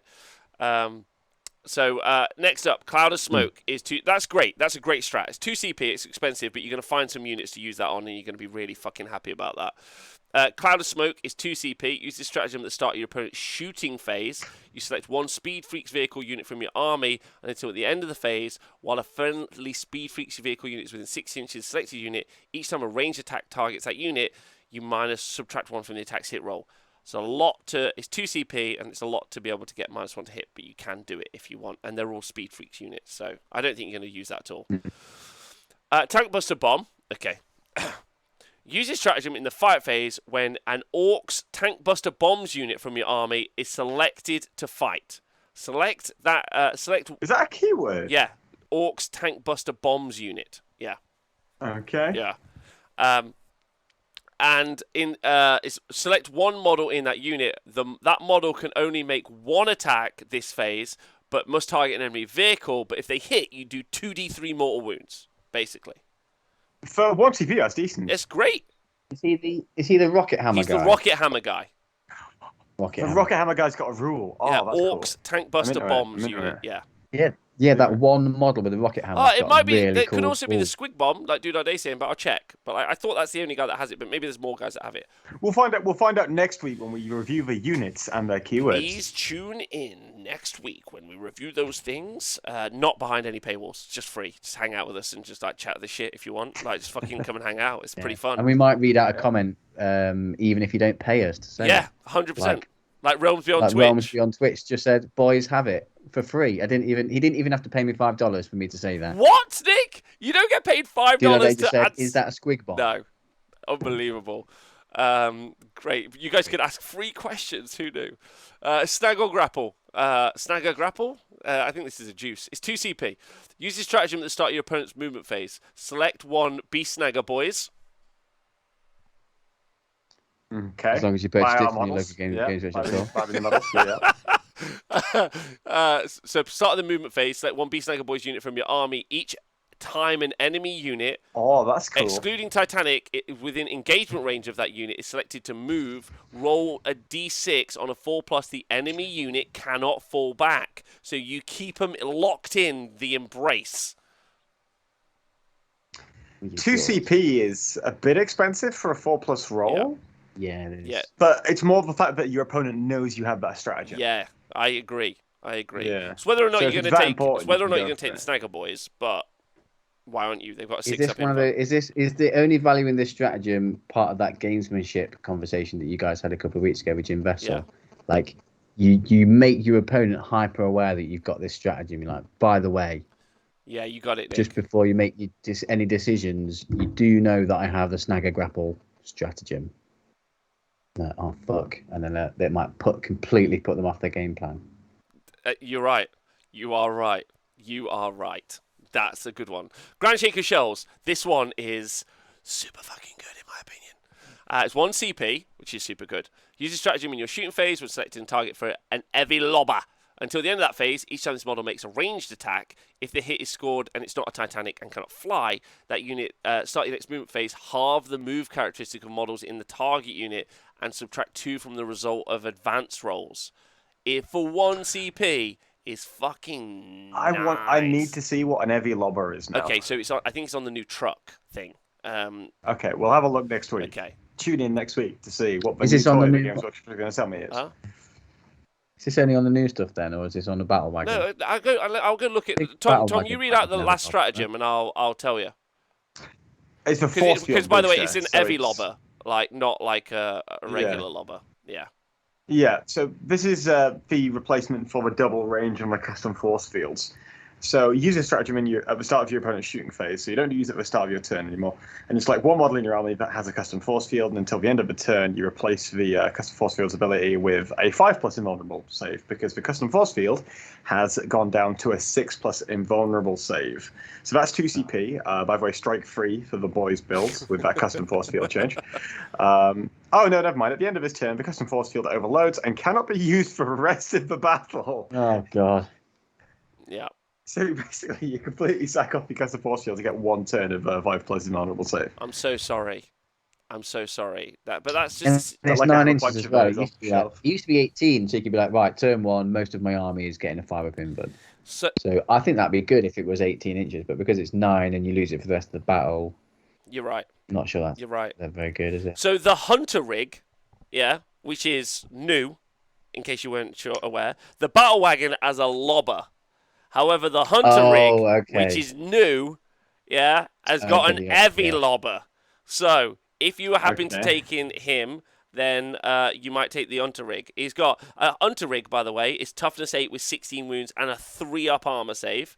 And also, don't forget it's Beast Snagger, so it's got 6-up in Fun, and it's also got Ramshackle, so it's reducing damage by 1 if you're not shooting it with toughness, strength 8 or more. Strength 8, yeah. It's got the heavy lobber, a sticker cannon, butcher boys, savage horns, hooves, and saw blades. So it's actually got in close combat 6 attacks which hit on 3s, which are pretty nice, and they are strength.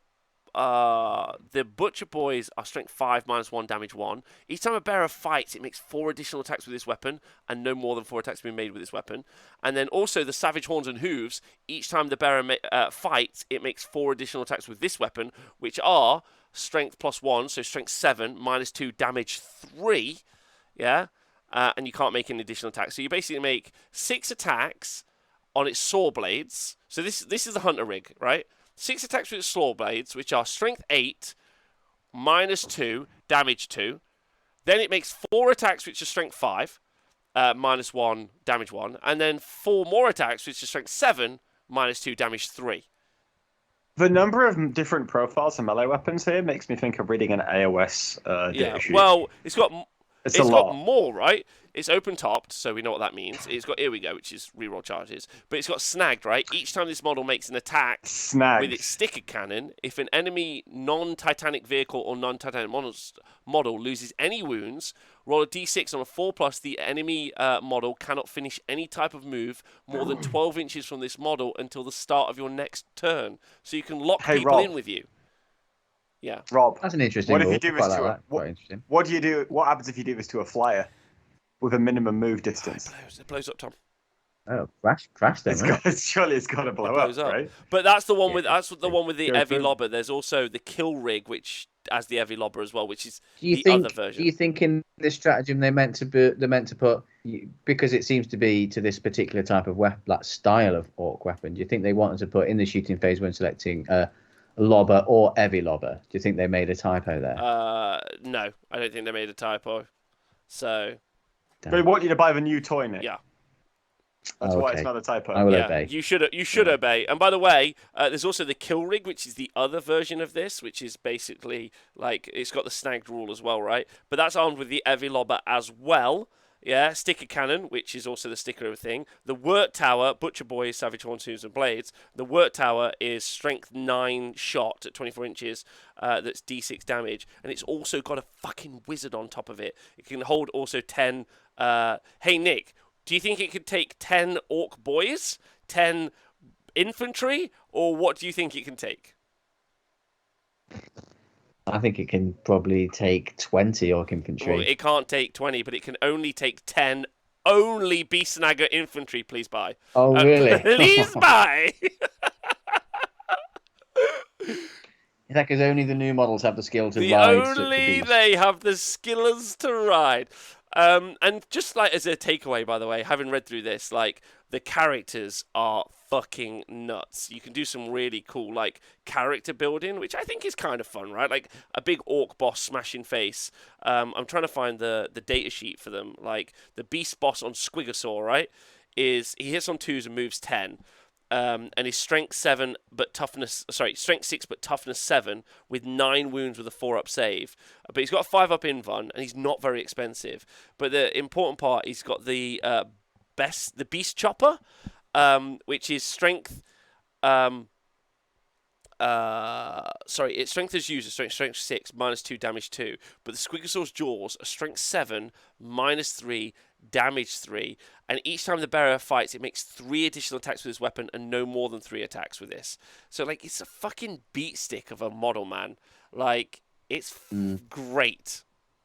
Great. Like, it's got a lot of attacks, right? You Yeah. said, and it's got the squig keyword.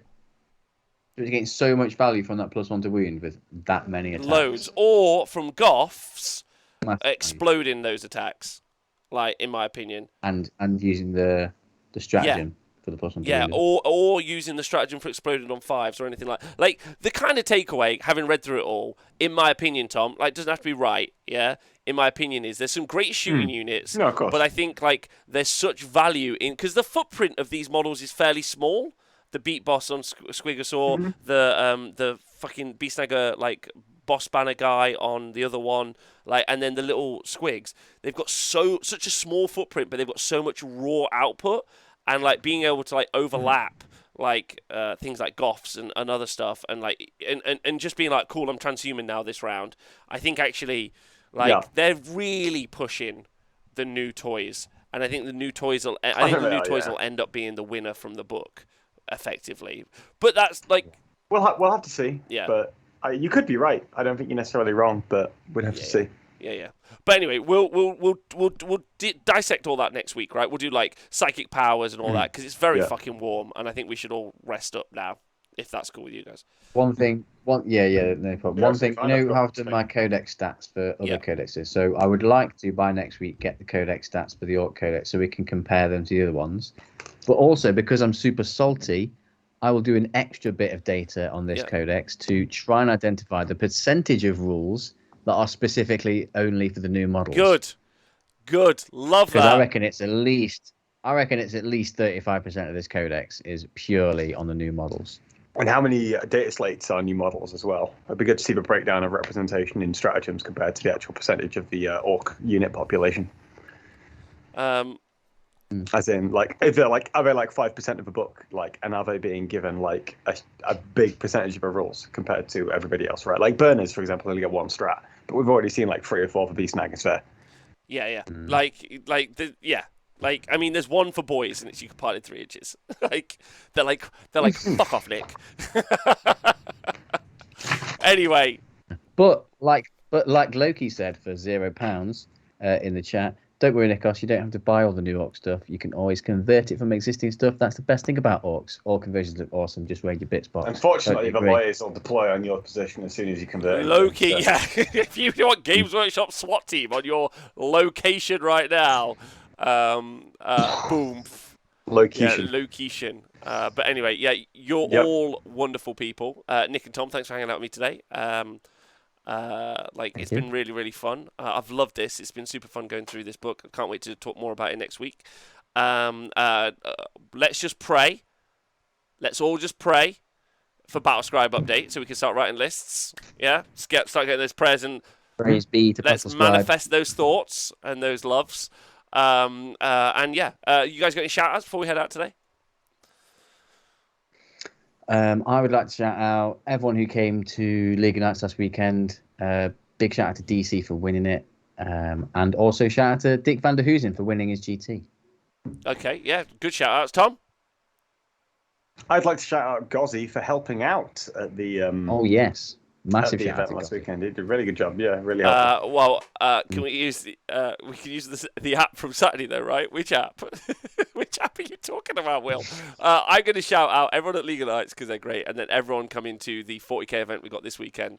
Very much looking forward to seeing these boys on the tabletop. So that's at the TSN Arena, and if anyone ever wants to come, there's a link in the chat, and I'll include it in the show notes as well.